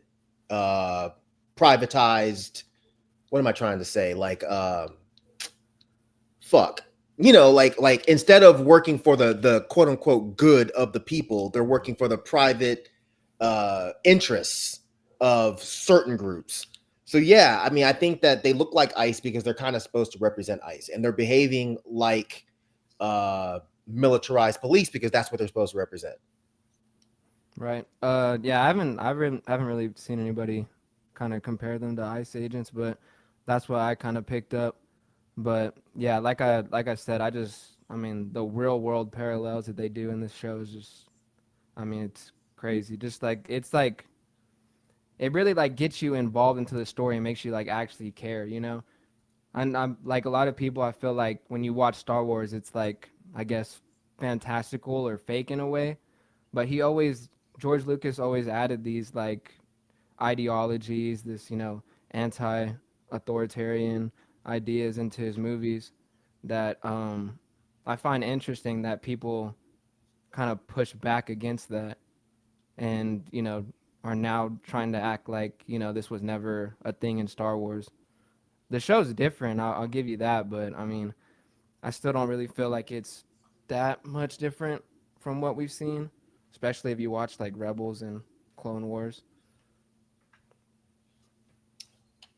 Yeah. I mean, it's very clear to me that Star Wars has always been political. But going back to this, going back to the scene, I loved this whole shit. And yes, when he picked up Hertz and was using him as a human shield, I don't think we've seen anything like that in Star Wars. Yeah. So I was like, God damn. But to answer your part, Nick, about why he just yelled, stand down, stand down, stand down, there was nothing else he could do.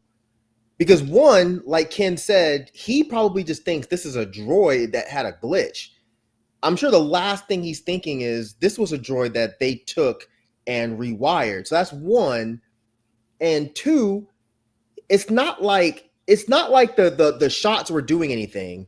And he knows those motherfuckers are quick. If you remember from the other episode with the Gorman Massacre, they can run. So he wasn't going to outrun it. So the only thing he could do would be like, stop playing, stop playing, stop playing. It just didn't work. It didn't work. So I loved this whole scene. But yeah, as they escape Coruscant, we're taken back to Yavin as Mon is talking with Saw. Ken, did you take anything from that conversation between Saw and Mon Mothma? Well, I think now you see like Saw has a growing distrust with this side of the rebellion. He thinks there are spies in there, or he's caught spies. He was talking about bending them to the will, and Mon Mothma is like, no, we're not doing this. We need you on our side. Like, shit is getting real out here. And Saw wasn't hearing it, man. And he kind of did the same thing, bro. And she kept telling us like it's not us, like it's the Empire. And then he just was basically like, if only you can fight as good as you can lie. And then he just had that dramatic pause, and then he just hung up on her ass. It was just like gone. So Saw ain't with whatever bullshit he think is going on. But he's because he's raiding the ships and all kind of shit. So he's creating chaos. What do you think, Nick? I thought it was, again, it's just more about like now that we're down to like, well, it was originally, I guess, the big three with Luthen, Saw, and Mon Mothma and that squad. The last three of the true rebellions that we are following, we see again the infighting. We hear people on Mon Mothma's side don't fuck with Luthen. We hear Saul don't fuck with Mon Mothma and them. It's just interesting to see that. And I can't like you. I love how he was cussing him out too. Like, look, nigga, I do me, y'all do y'all. Don't fuck with my shit. Don't send your people over here. I don't give a damn what y'all trying to do. I have my own missions going on. She was like, nigga, you bringing heat to everybody. And he was like, fuck y'all. He's like, I don't believe nothing that y'all tell me. You know what I'm saying? Because you was just on the other side. Like, again, like he knows what her role is and all that stuff. He's like, y'all do y'all little bullshit and they don't do nothing for us. I'm actually in the streets. Ken, you know how I always talk about being in the streets? Like, he's like, I'm actually out here in these streets. Y'all just over here politicking. Did you get the same thing, Isaiah? Yeah, I mean, Saw has always been like that. I mean, if you watch Clone Wars and Rebels, he's always been like that, and especially when you know the knowledge of what happened to him and why he's the way he is. I mean, it's just everything makes sense. But yeah, like you said, Nick, I mean, the infighting, he's always just been kind of against the grain, and they got my girl Mon looking like she just got out of Woodstock. So that was pretty cool that she is like kind of looking like how she looks in the original movies. But yeah, that was pretty cool, and yeah, I just love Saul, bro. He's so cool. Is Forrest Whitaker, does he do the voice for Saul in the TV show? He only reprised his role in the video game, either Jedi Survivor or Jedi Fallen Order, where it's like actually Forrest Whitaker, but the other ones, I don't remember who voices him. Yeah, I don't either. It's like a really young Saw Gerrera. Like he don't got all the robot stuff on yet. Well, even when they brought him back in Rebels, I don't think that was Saw. I don't think that was Forrest Whitaker, and that was supposed to be an older Saw. But I don't remember who voiced. I don't remember who voiced It's him in that probably the same either. one from Clone Wars. Probably, yeah, it's probably the same guy from Clone Wars. But so yeah, so I think so. The whole thing is they think that because Saw is hijacking the transports, that's why the Empire has been putting all of this attention on Jeddah, and they think that's why there's a Star Destroyer there. So that plays into another reason as to why they don't immediately believe the story that Andor tells them in the next scene. So Nick, what did you think about the meeting between Cassian and the round table of Mon Mothma, Bail Organa, I think her name's Pamlo, the black lady. That's fucked up and it's racist, but I can't remember what her. I think it's Pamlo. She was in Bad Batch, but I don't remember her full name. And then there's that other little white dude that is just acting like a little bitch the whole time. Yeah, again, Mike, I told you, like, bro, I don't like how they doing black people in this show because they always got them on a goofy side or just not helping out at all. Just bringing nothing but problems and not solutions. But I love this scene for Andy because this is the first. This is kind of like his justification for why he went out and for that distress call, and he's telling these people in this room, he was like, bro, y'all don't really, it's kind of like that history class when you learn about like certain people in the civil rights era who actually did a lot of things that actually help push things forward, but they're not going to be the big names that we celebrate during Black History Month. Like, this is what I felt like Andy was doing for that room. It was just like, bro, Luthen is the reason why we all are here. Fuck what y'all talking about. So if he died on some shit, we need to listen to that shit and we need to follow up through with it. And I loved how he's like, look, he said the reason why my Mothma is here because of him. So, and y'all fuck with her. Like, I loved how he was just like, bruh, y'all need to get off y'all ass and let's go do something because shit's about to hit the fan. And I just love how he stuck up for Luthen in that because no one else, I don't even think in the Star Wars universe, this may be the last time we really get to see the legacy of Luthen be talked about in this way. Damn, that's actually a good point. I mean, we'll see because he's new, right? He's a new character. Yeah, he's not in Star Wars lore like that. Not that I've seen, at least. Okay, so I guess TBD, Nick, on that. But it is an interesting point you make. Will we see them talk about him in this way now that he is a part of Star Wars? Moving forward, it'll be interesting because they're giving him a lot of credit. Andor, really believes in him, and here all these guys are on this panel, this council that they put together. That right now, I don't know how good they are. We gotta see if they look real shitty. Yeah, reminding you kind of a Last of Us, right? We gotta see how good they are, but they don't know who to trust. And it's just like we don't know if Luther's being played, and it also kind of goes back to the scene where Andor was having his doubts about the information he was getting and the reasons why when he was having the conversation with Kayla. But nah, man, it is dope to see him kind of take up for his boy. What'd you think, Isaiah? I mean, back to what we were saying earlier. It's just like I get it. Luthen obviously lies a lot. He even admits it too. But when is he ever like giving out intel and it be bullshit? That's why I don't really get why they're so like gung ho on questioning Luthen and his intel. I get it comes from an ISB agent, but I mean, it's just like he was saying, none of y'all would be here without Luthen.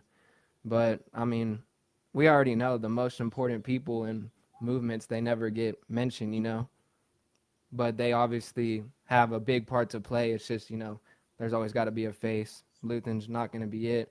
We see it with Rogue One as well. I mean, they never bring up Andor and Jin and Galen, So I don't think they'll ever bring up Luthen. It might be in some like random Tales of the Show or a Bad Batch like show. They'll bring up Luthen again, but yeah, I don't know. That's really probably the main issue I have with the last batch of episodes is that they just feel like they disregard Luthen a lot, except Mon.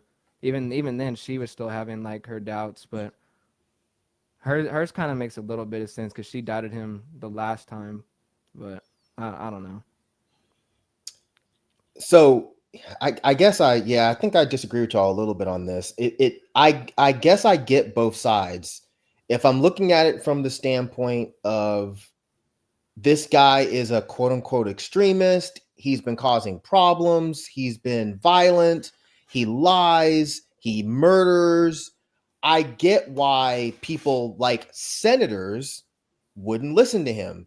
It's the same reason that, if you ask, depending on your family, of course, but you ask your granddad who was a major proponent of the civil rights movement, they'll say, hey, Martin Luther King, or they might say Malcolm X, but they respect them far more than they respect, say, a Huey Newton, because they see that these people are violent, or at least that's what they think. They think they're violent. They think they're extremists.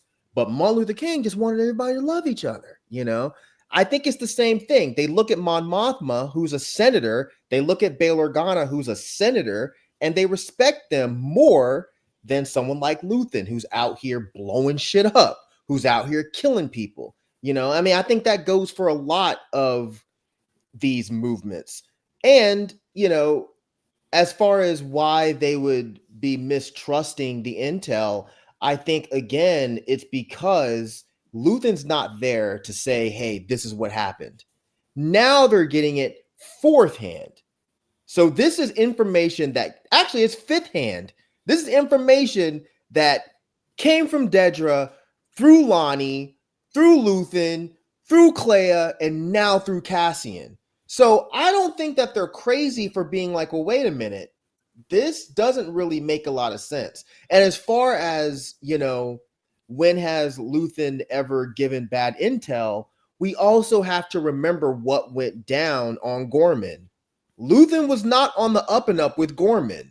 The shit that he put in play was not really to save the Gormans. It was to spark the rebellion. And Cassian, we can make a guess, we can make a reach that he probably figured this shit out later, which is why he doesn't fuck with him like that. He's starting to realize that Luthen has been using people, and it doesn't matter if those people die as long as he gets what he needs to start the rebellion. So I think that that's what's so great about this show is it starts these conversations of who's right, who's wrong. I've had arguments with a lot of people about Che Guevara because they think that he was just a bloodthirsty murderer. But then you discuss like, well, sometimes these quote unquote bloodthirsty murders end up leading to revolutions that save a lot of lives. So, I don't think it's as simple as just being like, well, they should have just believed him and let's just move on to the next scene.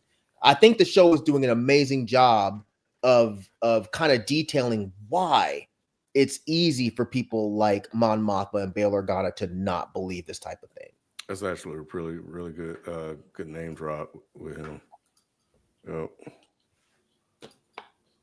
With Shay. Right? Oh. I was like, they mentioned Luthen all throughout the show. I'm sorry, my bad. Wait, what? Anyway, so yeah. Anyway, okay. Isaiah, what did you think of the conversation between Cassian and Vel? That was interesting too. I feel like Vel kind of believed him and was like a little bit. I think she just was like also just really curious as to what Mon was talking about. But yeah, I really just don't find it that much of a crazy idea that the Empire would do something like this. So I like how she was kind of not as close-minded as they were. And then we got the Bix name drop because I didn't think we were gonna get anything. I thought they were never gonna bring up Bix again, and like she just got written out. But yeah, I did like that scene. What'd you think, Nick? Well, I thought that Man, my mom, she sometimes move like a punk ass nigga because she ain't want to say shit in the council. Ken, she went to go to her cousin talking about some. Look, this nigga said some shit that I think is true, but I need you to verify it. So I ain't the only one that think it's true. And she sent her cousin there to go drink with him. But with Vel, I again, like, I love sometimes how they give certain scenes to smaller characters that really let them sit within it. As far as like with what they're dealing with that we may forget about because we got so many other people that we focus on. But Vel lost a lot, and she's been a part of a lot of these stuff. So when they were toasting to the people that passed and they name dropped everybody, even the planets and the places, I thought that was beautiful to kind of, again, give the respect to those who've fallen for this mission, for the rebellion. But as far as her and Andy's conversation, I think because she's lost so much, she's looking for hope. At least that's how I took it. She's looking for something to be like, what was all this for? And when she hears what Andy has to say, she was like, okay, I can believe if we can get, if this is true, which I believe it is because it's coming from these people, then this is the hope that we've been waiting. Like, none of those depths that we talked about earlier were for in vain, because we finally have some legit intelligence we can use to save, to help save the rebellion. Because I feel like if we being honest, the rebellion is at a midpoint right here before they get this information. Like, yeah, they've been fighting and yeah, they've done things in here, but they haven't really made a significant progress to me. They've lost a lot, like how Luthen talked about with old girl when she was a kid. Like, we're gonna lose until we win. To me, that, like, this is their first win, in my opinion. Yeah, I don't have much to add. I do agree with what you're saying, and it kind of made sense for Mom Martha to send her. They were on a mission together before, so there's a relationship that they had. So it's possible he might be more forthcoming with her than with Mom Martha, because he had just really met her on the rescue mission. But yeah, you're right. Mom Martha ain't really about shit. The only thing she did was grant him permission to go to the infirmary, and that was it. But I think it was smart for her to send Vel in there to try to get something out of him to see if he was telling the truth. And I like how when she came in and she was just very direct and upfront, she was like, yeah, she sent me in here to ask you about it. So here we are. Let's talk. Yeah, when y'all call Mom Mothma a punk, think about it this way. What is she, Nick? A politician. She is behaving exactly like she should be. She's a fucking politician. So of course she's not going to be about shit. She's going to be about politicking. That's what politicians do. So I'm with you 100%. When she's in that room, she's bullshitting. When she gets behind behind closed doors, she's talking to Vel. All of a sudden, this baby girl don't even play. Is that bullshit? That's what I'm getting from Mom Mothma. So I'm with you. But the main thing I took from this is when Cassian said, and I'm paraphrasing because I didn't write this part down, but he said something like, none of us would be here without Luthen. So does it really matter how fucked up of a person that turned him into? You know what I'm saying? Does it matter that he lied to us a bunch? Does it matter that he used a bunch of people? Does it matter that he killed some people? At the end of the day, we're all here in this Rebel Alliance because of Luthen. So I think that was the main takeaway that at least I got from that part. And I thought that was actually really interesting. But Nick, oh, no, go ahead. I was going to say, and he did also talk about that when he was talking to the council. He was like, I know Luthen for real, the good and the bad.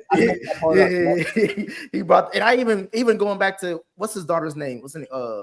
Starts with a K. Luthen Clea. Yeah, Clea. When Clea was talking to Andy too, talking about some, I thought you left the rebellion and all that shit. He was like, well, you told me I was wrong, nigga. So that's why I came back. And I was like, I love Andy's, like, it's not a flip because he's still on the rebellion side, but I love you really get to see that all the things that people said to Andy, he really listened to them because he spit it all back out in these last 3 episodes. I think what's really interesting about Andor's character is, you're right, I missed that part. I had it written down. He says it's insulting he's like, none of y'all even know him.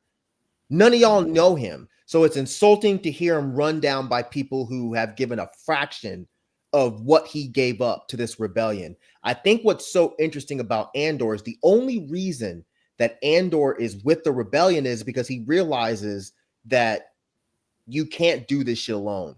You're not going to take the Empire down with Andor, Clea, and Luthen. That's not going to happen. You need other people. The problem with Luthen is Luthen didn't trust other people enough to be like, okay, I'm going to go join this rebellion. So what's so dope about Cassian is he embodies both sides. He's like, I understand the rebellion and the organization and the respect for leadership and all that other shit. But at the same time, I also know that y'all are fucking politicians and y'all are not going to do the dirty shit that needs to be done. So he's that perfect balance between the two. So I'm glad you brought it back to that. But why did Pratagat kill himself, Ken? He knew what was up. I think he knew that he was probably going to end up being in a jail.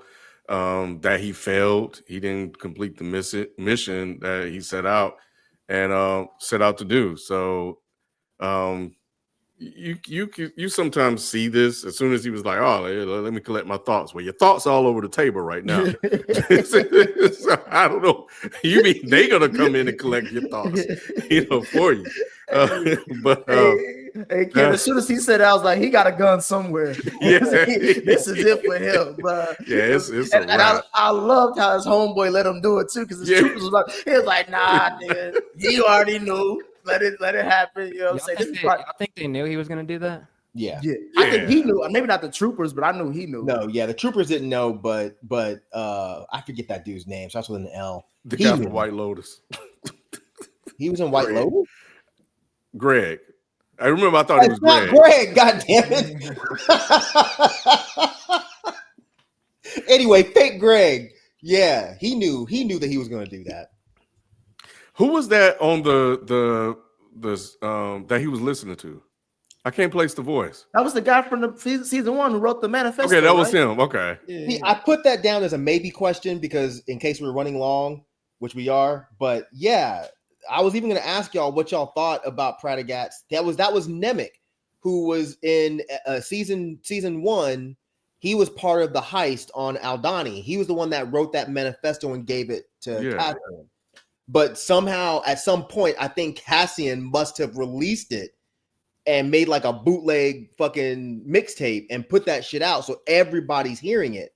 Because there's a part where Pratagat turns around and he says, it's during the part where Nemec is saying that authority is brittle. And then he turns around and he looks at the guy that you think is the dude from White Lotus and he's like, it just keeps spreading, doesn't it? Which relates back to the whole disease part where he's talking about we're trying to control a disease, but you can't control the disease because it's already spread everywhere.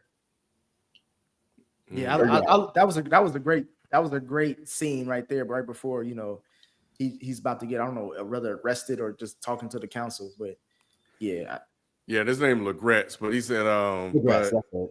Yeah, that was yeah. I think you may have just said this because he was talking about like how it keeps spreading, and which is interesting because he was trying to use disease to find Kayla. I think that was part of this whole thing. So maybe at that point, he was like, "Man, it might be a wrap," for all of this. But yeah, Is that why he killed himself, Isaiah? Yeah, I mean, like, bro, the way that his face was changing as he was like listening to it and processing the information, he knew, he could just, he was like Paul Atreides. He could just see the future right there. He was like, yeah, I mean, we're cooked. I mean, I'm not trying to go down with y'all, so I'm just KMS right here.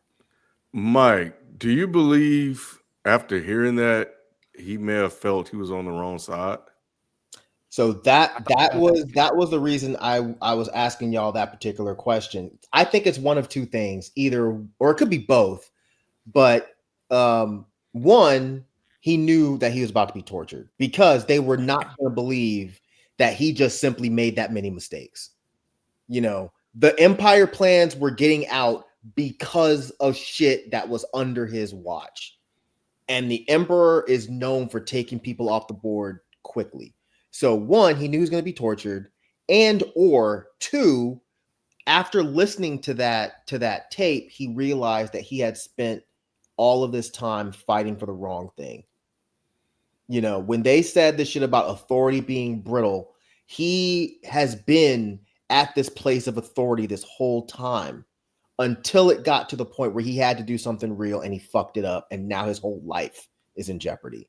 And he's listening to this you know, this tape of this guy saying, like, you know, at some point the Empire is going to realize that it's too late to stop this message.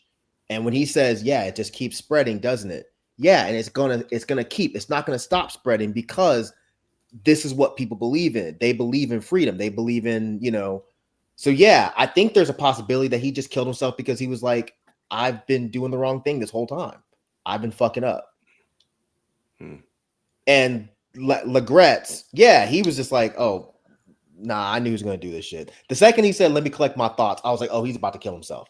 He's absolutely about to shoot himself in the head. But yeah, I thought that was a very, very, very fitting way for him to go out, especially because he's like, who do you think this is that's saying this? Why would he ask that? What difference does it make? But yeah, nah, that whole scene was super dope. But Draven, Mon, and Bail Organa finally believe Cassian and decide to let him go meet with Tivik, who's on Kafrene, yeah, to get the details of the plans. And as he's leaving, he's watering the plants. Isaiah, did you get anything from that? He was watering the plants. You didn't catch that? What? Yeah, what part was that? When Cassian is getting ready to leave, he starts watering the plants. It's like before the Wire-esque montage part. No, I don't think that part stuck out with me.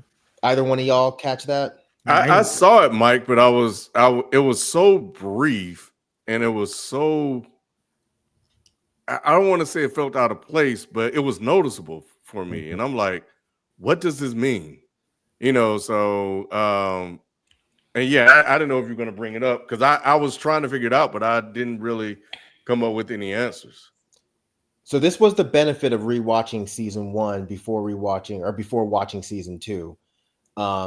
He's becoming like Marva, who died for the rebellion.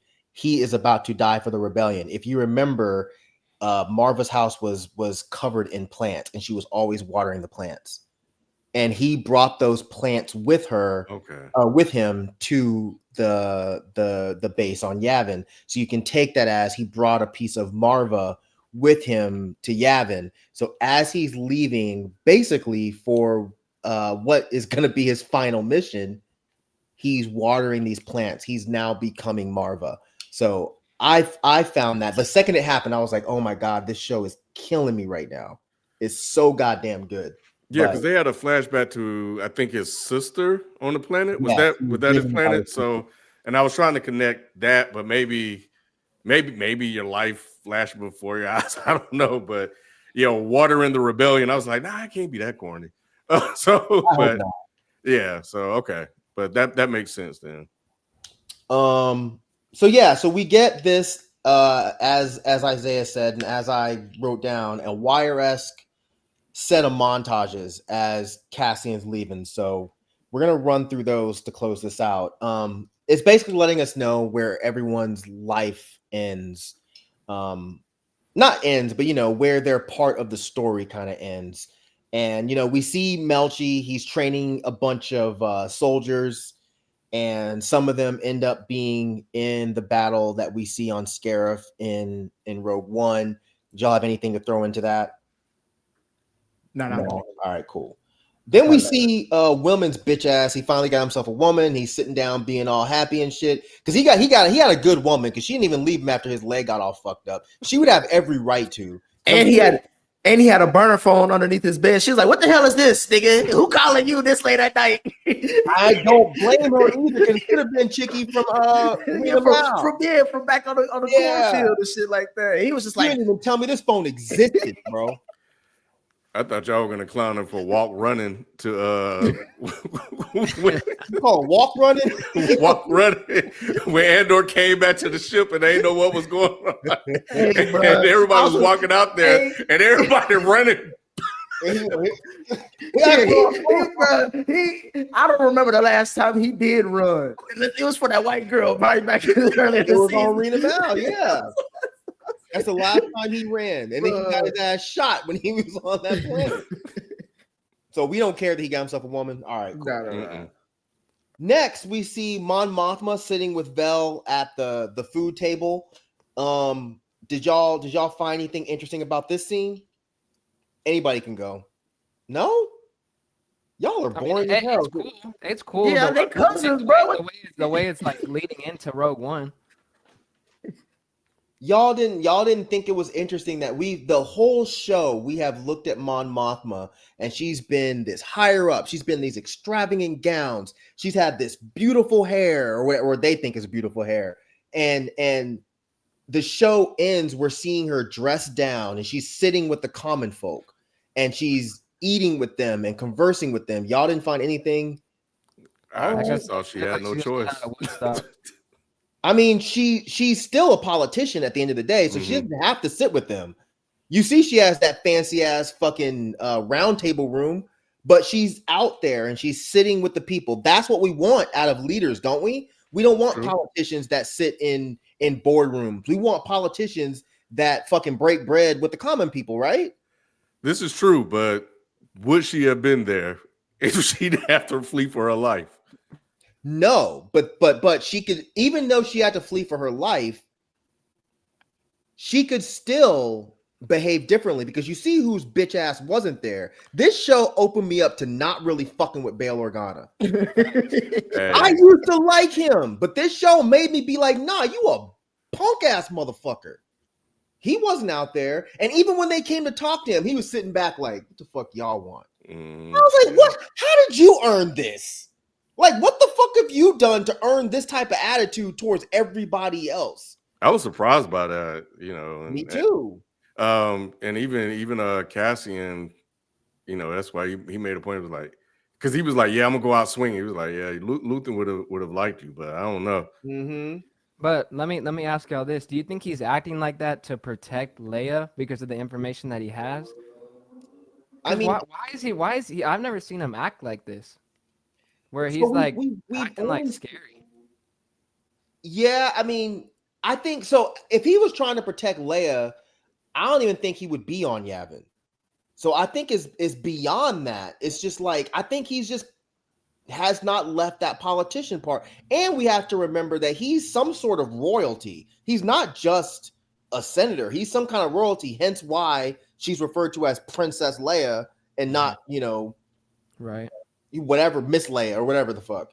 So I think that's just his personality. And I think the show is just kind of nailing that with, he hasn't really changed that much. He's the same dude. But Mon Mothma, on the other hand, got this fucked up shitty ass haircut looking like Peter Pan, and she's out here and she's with the people. I thought that this was actually a really interesting scene, but I guess I am by myself on that. Did y'all find it interesting when we see Mon Mothma's bitch ass husband and who he was riding with in the car? I don't know the significance. You could probably tell me that, Mike, but I fuck with this. Was my, you know what scene I want to get to with the montage, but this one was funny as hell to me. This nigga just getting drunk, living his best life. He forgot about my Mothma, boy. Ain't shit changed for him, but the woman. He was an alcoholic too, right? Yeah, he was. He used to be. Remember, I think, didn't they say he was an alcoholic and he had stopped drinking around making that up? Yeah, I think so. Yeah, so he went back to that sauce. That brown liquor too. Yeah, that'll do it to you, boy. That'll make you. I thought he was gonna chug the bottle, Mike. I didn't think he was gonna do it classy. He put it and put it in the glass out of nowhere. He thought about chugging that. Do we know who that woman was? Yes, that was Davos Skolden's wife. Oh, again, I don't blame y'all for not knowing, because I wouldn't have known if I hadn't just watched season 1. She just looked like an average ass white woman to me. But when I saw her, I was like, wait a minute, she looks familiar, and then it clicked. That's Davos Skolden's wife. And if y'all remember, Davos Skolden was the gangster guy that lent Mon Mothma that money. That's gangster. So That's grimy, bro. what we can Wow. assume is either they're just having a grimy ass affair, or maybe Davos Skolden's dead because he was a gangster, or maybe he's in jail. Who knows? But yes, that's who Perrin's punk ass was out here chilling with. Mm. But the next bit of the montage, we get Clea. She wakes up with the rebels and she walks to the door and she looks out and she sees the Rebel Alliance, because the last time she was looking out or walking around the base, it was raining, so she couldn't see shit. But now it's a clear day and she sees what's going on. Did y'all take anything from that scene? Yeah, going back to earlier when Vel was talking to Andor and she was like, holding Clea because Clea was standing out in the rain. I feel like that kind of made her start to feel comfortable being there on Yavin 4. And that's what I really like about the show, that they kind of have like these I guess kind of old HBO-esque scenes where like they're not just like bullshit scenes, like everything kind of has a part to play. And I feel like that's where I kind of went into my whole analogy about The Wire, that I think they kind of took a lot of inspiration with the way they storytell and like the way storylines will just come together. I feel like that's why the whole season in general was just really satisfying. But yeah, I did like how she's like now comfortable being on Yavin 4. Kind of reminds me a little bit of Bad Batch. Ken and Nick, did y'all get anything different or no? Maybe now she feels like it wasn't all for nothing. Like, everything that they've been working towards, she's actually can see it now. Yes. That's exactly what I got. She now has a new sense of purpose. I don't know that we talked about it, but earlier I was asking y'all, why did she not want to go to Yavin? It's because there was this contentious relationship between the Yavin rebels and Luthen. So she didn't want to go there because, of course, she's an extension of Luthen, so they're not going to treat her well. She thought they were going to look at her like she's crazy, or they might even jail her because of all of the atrocities that she's committed. But her father figure has died. She doesn't have anything. And when she walks to that door, this is the first time you see her actually, it's not a big smile, but it's a little bit of a smile, because she sees that, yes, this was not all for nothing. So I thought that scene was dope. Go ahead, Nick. All I said for that scene is that she needed some sun, so I'm glad she went outside, because she was pale as hell when she woke up. I thought she was dead. I don't. She woke up dead, Nick. Right. That don't make no sense. That's like some shit Nick would say. She woke up dead, y'all. I thought she died happy, Mike. Like she did her part, because the way she got smacked around and after that bomb went off in that room, bro, I thought it was over for. You thought she never woke up? She wasn't gonna get up no more. But I was happy she smiled. You know what I'm saying? I don't think we seen her smile until that point in time in the whole series. And she didn't want to smile then. She was holding that shit back. She was. But did you catch what this is another part that we didn't really cover, but when they were in there and she was hustling and the woman was like, okay, I'll give you 10, but she has to smile. And she specifically was like, we'll take this amount, but no smile.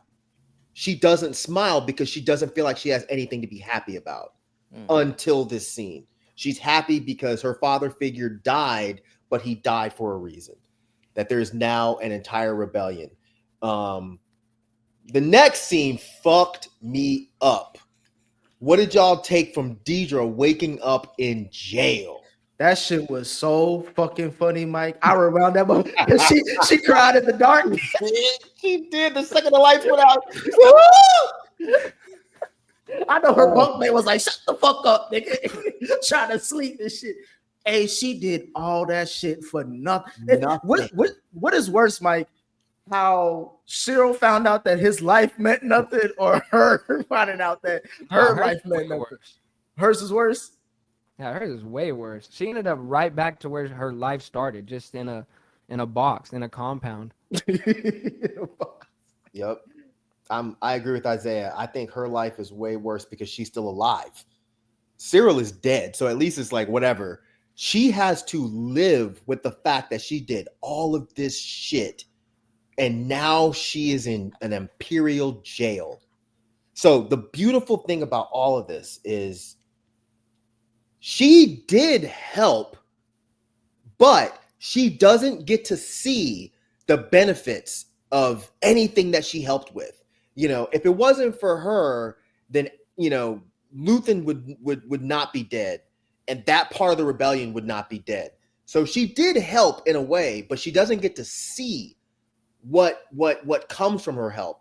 Just like Luthen, Luthen doesn't get to see the benefit of what he did, just like Andor. Andor doesn't get to see the benefit of what he did. So I thought this was the perfect way to end Dedra's story. But like you said, Nick, I cracked up. I was like, yo, they put her in jail? And it looks like, I don't know if that's just prison uniforms or if we're supposed to take that she is now in the same prison that Andor was at. That's what I was gonna ask Yeah, you. That's how I took it. me That too. he was back in that same prison at Narkina 5 or 4, whatever it was called. But yeah, so then When they were making the stuff for the Death Star. yes, Bro, because that was remember they've already from if I'm pretty sure I'm right here, they've already started construction on the second one at this point. Because it's not like the first one blew up and then they just went out and were like, okay, we got to rush build the second one. Logic would kind of tell you that if it took 10 plus years to build the first Death Star, they must have already started building that second one already. So I'm assuming that she's in jail and she's building parts for another Death Star. Which is fucking crazy, bro. Like Super your crazy. your entire life, bro. Like that's what I was saying earlier. Her story arc, and I mean, yeah, the way she ended up is way worse than Cyril. At least Cyril came out with like a the ultimate white boy crash out.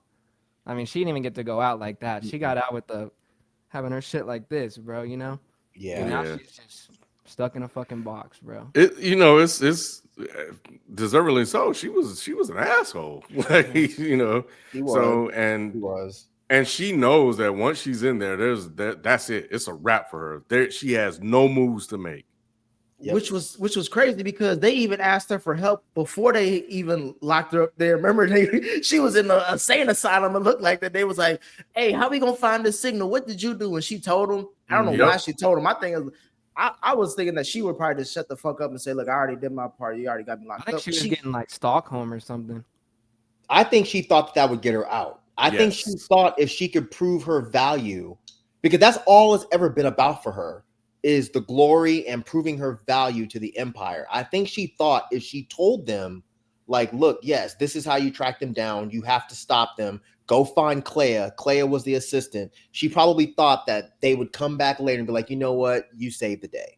We're going to let you out. You're going to now become, a Moff or whatever. So yeah, I think that's what it was with her. But I think the way she ended, it couldn't have been better, man. If they just killed her, it'd have been like, all right, whatever. But I think this was perfect. Showing her in jail, her entire life is ruined, and she's crying in the dark with no shoes on. It was perfect. The next scene we see is stuff that we already saw in Rogue One. Basically, we see Saw. He's standing at the window, watching the Star Destroyer getting kyber crystals. Then we see Krennic looking out on the creation of the Death Star, which was actually kind of cool because we see that the dish is not there. The dish gets installed in the first scene of Rogue One. But then we get to the scene that I know made Nick shed a tear as Cassian and K2SO leave for Kafrene. We get a scene of Mina Rao, and we see my boy B2 Emo happy. Finally, he's made some friends. He's got a little buddy that they're playing a game of tag or some shit, or they're racing. And I'm assuming this is intentional, but I don't know if you noticed that he ran into the table. So he's still a fuck up. But after this, we see Bix, and she's walking out through the field, and she is holding a big body ass baby. A 5-year-old. Mike. That motherfucker looked like he was 12 and a half. I was like, if you don't put that motherfucker down, let him walk. He was even kicking his little legs like, put him down, bitch. Mike, she was holding Timmy from Passions. That's the shit. That big ass motherfucker. That motherfucker was bigger than FIFO, nigga. Yeah. Big ass baby. What the fuck? Oh, bro. What did y'all? I gotta go around with this one, Nick. Let me start with you. What did you think of this final scene of Andor? Man, Bix ain't shit, bro. What? Bix ain't shit. She ain't tell that nigga she was. Well, first of all, kid, we could think one or two things, right? That's his kid, Nick. Don't do that. We don't know that. We don't know. Like, it was a year. It was a year and some change that happened. We don't know if that's his kid for one, and two. If she did know she was somewhat break, she could have sent that nigga a signal. Vale knew where she was at. This nigga didn't even know where she was at. You know what I'm saying? Like, come on, bro. He at least would have known what he's fighting for outside of the whole, the universe. He got a little baby on the way. She ain't shit for that. Hold up, bro. You know damn well, if she would have told him about the kid, his ass never would have gone through this entire thing. She left so he could do what he was meant to do. Because I was with you when I saw that baby. I was like, oh no, she's sorry as hell, bro. We know where your ass went, bro. I thought there was a whole nother dude. I was like, damn, so she really did have a husband. What? That was what's going through my mind. But then I was like starting to piece it together. I mean, Gilroy, he said that it was her kid, but I mean, if we start to like get into conspiracy mode, we can start thinking, what were you doing within that year? But cool, whatever. I mean, it was cool, but I was with you a little bit, Nick. I'm not gonna lie. But then when I had to think about it, yeah, I mean, Andor would not have left, bro. If he would have heard about the kid, his ass would have stayed there on Yavin 4 with Bix, probably forever. Before I give my thoughts, Ken, what did you think? Oh, Jesus. I do agree that her reason for leaving was to have that kid. She knew she was pregnant. She also knew that based on her conversation with the Force Healer, that Andor was intended for a larger purpose. Yep. And that she had to let him go. And that if she knew about that baby, even right now, he would turn around and head back. So I do agree that if she'd said all of that, then he would not have left. But that doesn't mean that what she did wasn't fucked up. like, man, this man has a kid, bro, that he will never see ever. Like, and there's so many questions. Is like, okay, so what do you tell the kid about your father? Do you even know that he died on this planet? Like, what the hell is going on? And that kid just swinging and enjoying his life, swinging his little foot, kicking the grass and stuff like that. That was a big ass foot. That was a size 13. Yeah, but I also agree with Nick, man. She ain't shit for that shit. And that's kind of fucked up to withhold that man. That man was going to be a good dad, Mike. He was going to be a great father. He had a nurse and KSOT, whatever, to help take care of the kid. And none of that will ever happen. That kid's going to grow up with he's added to the stats. He's going to be looked at as a deadbeat dad that wasn't around to raise his kid. He's not even black, Ken. What are you talking about? He's something. he white. he brown. But people saying that they think it's Poe. That's stupid. I hope it's not anybody. Well, it doesn't make any sense because he was born 2 years after the battle. Yeah, that's Andor's kid. They wouldn't have put Poe's kid there in the final. No, he's saying that the kid is Poe. Oh no, that's stupid too. They're just being racist because Poe is a little bit dark, so they're like, "Oh, it must be Poe," as if there can't be some other brown kid somewhere in the fucking universe. It's ridiculous. That kid gonna grow up Poe. That's all I know without a father in his life. I was thinking the same thing. Kids like, how is this kid gonna be raised? What is this kid gonna be? Because timeline wise, I guess it would be like what Ray's age, like Ray and Finn's age. Maybe By the time we get to like the last part of the Wait, is the he a crack series. baby? Oh, crack baby. oh my God! Because she was drugs. on that mess. I think she was off it already. I think she'd already stopped doing the shit. Yeah, she stopped doing it by then because like by A crack baby ain't that big. A crack baby, it'd have been all small and amazing looking. That baby was well fed. Yeah, that baby had long hair and everything, Right. longer than hers. Right. That motherfucker. Might have been Benjamin Button. I don't know what to say about y'all right now. well, so because it is fucked up though, Mike. But my question is, like, why show that?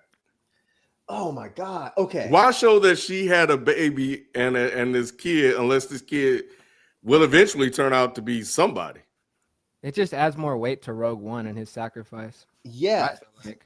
That's the first thing that y'all have said so far that's been correct. Yes.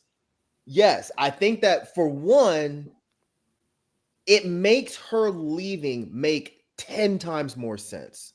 Agreed. 10 times more sense. She knew for a fact that if she said, he was already like, I'm ready to give up everything and just be with you. So she was already enough. If she said, hey, I'm pregnant, there's no way Cassian would have left to do what he needed to do. And we also have to remember, we brought this up the last review. She said not only did the Force healers see these things for Cassian, she said she has dreamt of them as well. So again, I'm throwing it out there. Is she a little bit Force sensitive? Is she able to see that Cassian is definitely due to do something much larger than just be a scoundrel and a thief and a murderer and an assassin? I think the answer is yes. So I think all of these things explain why she was able to leave Cassian on Yavin 4. I never at any moment saw this and thought, oh, you're fucked up. The first thing I yelled out when I was watching this shit is, that's why she left. That's why she left. She had a kid. It absolutely makes sense. Plus, we're leaving out the fact that what was she looking at when the show ended? She was looking at a sunset. So we have to go back to the shit that Luthen said is, I burned my entire life for a sunset I will never see. Luthen died so Bix and this big ass baby could live and prosper. Not only that, we then have to look at Brazo. Brazo died so this farmland could actually prosper. Because again, I think that Brazo was bullshitting when he implied that the farm guy turned them in, or, you know, whatever. I think that Brazo died so these farmers would be protected.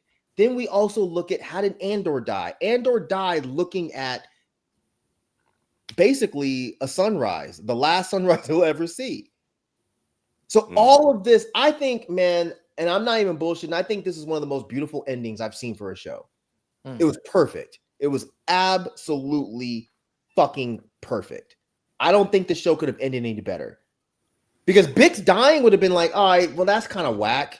You know, it sucks and it's sad that Andor lost his girl. Her being able to live and have a child and have the ability to walk out in the fucking field and look at a sunset, it's because of Andor. It's because of Luthen. It's because of all of these people that died before them. So I think y'all are fucked up. Mike, you asked Nick, hey, that's the only sunrise he gonna see, because he damn sure ain't gonna see his raise up to be anything. But, Mike, you asked me for my initial reaction. All right, that's what I don't think that was your initial. I think you would have thought it. No, Mike, I got where you was at eventually, but I was like, she ain't shit. That's what I first thought. But you right. You ain't say nothing that was wrong. You right. It's just, I don't know. I'm happy she was like, I think my whole concern this whole series was that was she gonna die, and she didn't. So I'm happy she alive. So Nick, are you not gonna be the stepdad? You're gonna be the dad that stepped up? Hey, listen, look, I don't need to be a daddy. That motherfucker grown as hell. He gonna be raising Nick. he gonna put me on his taxes. Right. That motherfucker was big as shit. But yeah. So yeah, that's it. And I actually watched this. I watched this and then watched Rogue One directly after, and How was it? It transitions perfectly. Mm. I only saw, well, there were moments where I was like, I think There's Cassian like one would be or a, two lines. huh? There's one or two lines. Do you remember the one about him saying that he's never been in a prison? Yeah, that one caught me when he was being held by Saw Gerrera. He's like, I've never been in one of these. That didn't really make any sense. I don't remember seeing anything else. But let me ask you this, because now we have the knowledge of Bix. Do you think Andor saw a little bit of Bix in Jin? No, I don't think he ever had any kind of romantic anything with Jin. When I Maybe watched it not again, romantic, but the way that she would rebel, like the way she is as a person. So I feel like there might be a little bit of similarities. I mean, obviously not like the crack and all that, but you know, the way she like kind of carries herself and the way she kind of like would be in the rebellion if Bix ended up staying. I feel like there was a lot of parallels between the two. I don't know, maybe, but But it is very seamless though, Nick. yeah, it was very, very seamless. Like Gilroy is fucking incredible with this, and the director of Rogue One. But yeah, I think this overall, to me, this is the best Star Wars show that they've ever done. This is better to me than Mandalorian. This is better than Ahsoka. This is the best thing they've ever done. The only thing that makes me worried about this is that because Disney is so fucking greedy, I'm afraid that they're going to try to go back to these characters without Tony Gilroy's help. And they're going to be like, all right, well, now we're going to give a full backstory on Luthen, and it's going to be trash. All right, now we're going to give a story about, Andor's baby coming out and becoming a fucking Jedi. It's going to be trash. It's like, I want all of this to be done. I don't want anyone to ever touch any of these characters ever again. I think this was a fucking perfect self-contained story between season 1, season 2, and Rogue One, which you can say is season 3. It's a perfect contained story. So Let me ask y'all this. Say if Rogue One never came out, right? And Rogue One ended up being season 3 and 4. How do you think Andor would sit, and not as just like the Disney Plus shows, but as like overall just shows in general? I think I would argue Andor and Rogue One are like top 5 Star Wars products. it's peak Star Wars. Yeah. It's definitely peak Star Wars, but I don't know. I feel like people that say that like Rogue One and I guess Andor are the best, it kind of makes me question, do you really even like Star Wars to begin with? Well, everybody that I've Well, seen hold on. talk. Oh, go ahead, Mike. Real. I'm sorry. That was rude. I'm sorry. No, finish, Nick. My bad. No, I was gonna say everyone, all the stuff that I've seen when people talk about the show, they're like, "This feels like Star Wars. This is what I feel like Star Wars is supposed to be." So I think when you to make a bigger conversation real quick, like when you're talking about making a whole universe like Star Wars, like you could have all these different stories and it still be fine. I don't think this defines everything of Star Wars, but this is a great story within the universe. Like I haven't seen a lot of great stories done this way, especially writing, directing, character arc, and then beginning to middle to end, like close it all out in all great chapters. I haven't seen it like this. There's other examples we can point out, but to me, this is like a top 5 between just one story that begins and ends in the Star Wars universe. I agree with you 100%. And the thing is, I think you may have misunderstood what I said. I didn't say this is the best thing that Star Wars has ever done. I'm pretty sure I said the best show. Yeah. I didn't say show. I meant to say show. This is the best show that Star Wars has done.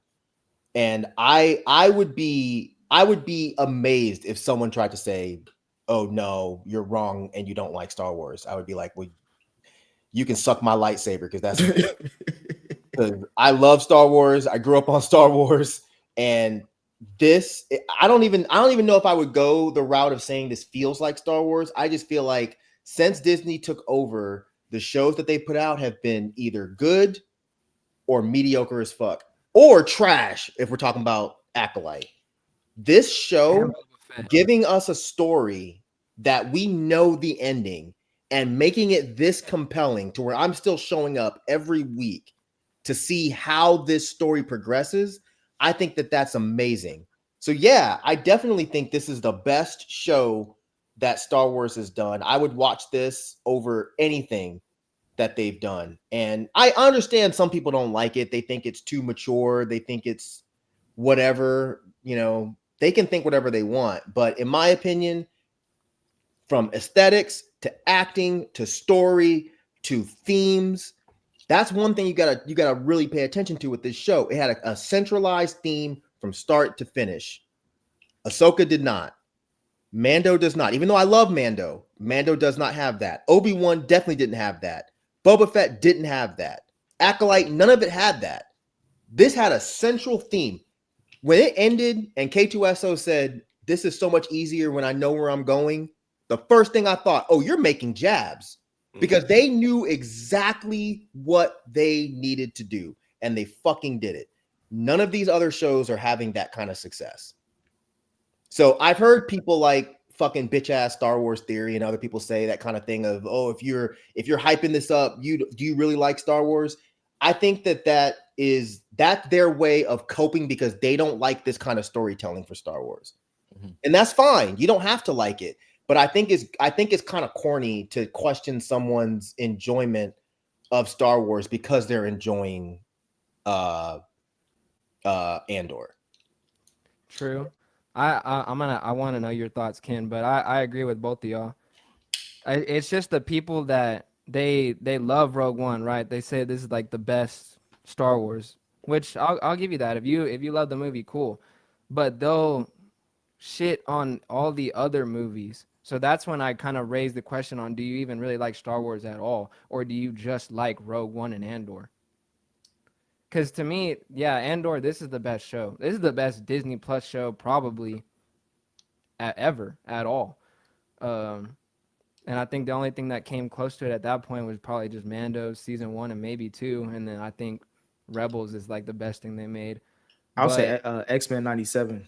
That first season was pretty good. X-Men 97, I haven't watched it, but people say that that's really good. But I mean, Andor, just on so many levels, is this like just an overall just a great show. This is one of those shows to where you kind of think back and realize, oh, this is one of the times in like TV history where like I'm kind of witnessing like one of those like really, really good shows. Like we don't get that all the time. Last time we got it was maybe, to me, like the last season of Severance or maybe like the last season of Succession or something. But like this show is really, really good, and I feel like a lot of people should give it a chance. But I feel like people should give Star Wars, the other Star Wars stuff, a chance as well, because there's really good stories to be told within this world, and it's so much bigger than what we got right now. And if you read any of the books or the comic books, I mean, you can make so many stories with this universe. They just like Mike was saying, they just didn't have a central point. They don't have an idea that they can actually build off of without it adding a bunch of random stuff or just making it a cohesive story. That's what got the sequels so wrong. And I know I'm going off, sorry, but Ken, I wanted to know what you thought about it. What do you think this where do you think Star Wars is going from here? I don't know. I don't really think about it that deeply. I just like how they went back and retold a story from a movie that a lot of people liked, and they found the characters interesting, and they were able to go back and tell a story that kind of makes sense and that fit, and that was very mature, and and I don't know. I think it's peak storytelling, peak writing. The dialogue was really great, and the way they were able to connect the dots and say a lot without saying a lot too as well. So overall, I thought they executed very, very well. It's hard to do that, consecutively sometimes, and I think they made a smart decision to just end it. Like, we're done. We're not gonna do a season 3, season 4. Like, this is it. The story's over. And going back and rewatching and seeing how they are like 3 different movies as well. So I'm really interested, really looking forward to going back and rewatching this and seeing how the story is told, like from beginning to end without the interruptions. Mm-hmm. Yeah, the last thing I'll say before we close this out is they didn't, unfortunately, well, it wasn't their decision to end it. They wanted, from what I'm reading and hearing, is they wanted to do multiple seasons, but Disney wouldn't approve it because it was so expensive. The show is extremely expensive. I think, and I don't know if this is for a fact, but I think we were supposed to get 5 seasons of this. Oh wow. I think. Yeah, it was like 4 or 5, but this is basically just what they were gonna do for their Star Wars HBO show. Yeah, if I'm not and mistaken. it was just way too much money. So Disney was like, nope, wrap it up, B. So they had to cram everything into this final season. I think we were going to get a lot more of a Luthen story between Cassian and Luthen. We were going to get a lot more, but it was That made just, the time jumps make sense then. Yes, that's why they had to do the time jumps. I believe from when this first came out, I think that they were saying that every season was going to be a year. So we were going to get a whole season of that first arc, a whole season of that second arc. So we didn't get that, but I think even though they had to kind of rush and close everything out, I think it was beautiful, man. And the only other thing I was going to say is that, you know, when it comes to not everything being closed up and buttoned up, we didn't get an answer as to his sister. Yeah. Oh, you're right. Yeah, that was this whole first season, a majority of that. Yeah, that's why he got involved in the first place. But I'm actually okay with that. The more I think about it, I'm actually okay that we did not get that. I think that not everything has to be buttoned up perfectly. The fact that he is still haunted by his sister and she's still coming up in his dreams right before he leaves for his final mission, I think it works. So I had read that they were trying to make it to where, you know, this is probably bullshit, but there were speculations that they were going to make Dedra his sister, and it just wouldn't have worked. None of that shit would have worked. It would have just been corny, because if you notice that she has the dark roots and she's been dyeing her hair blonde, they were gonna be like, oh, that's his sister. Didn't need it. The way they ended it was perfect, and I'm beyond happy with this show. So I'm glad that y'all enjoyed it as well. So yeah, we'll see if Disney can match this bar with Ahsoka season 2 or the Mando movie or whatever else is coming out, because this show to me set an extremely high bar. So unless anybody else has any final quick thoughts, cool. Peak, All of right, course. we are going to close this one out. So thank you, Isaiah, for joining us. And Having me. yeah, make sure y'all share this review around, drop some comments, let us know what you think, and we will see y'all next time. We're out. Peace. Peace.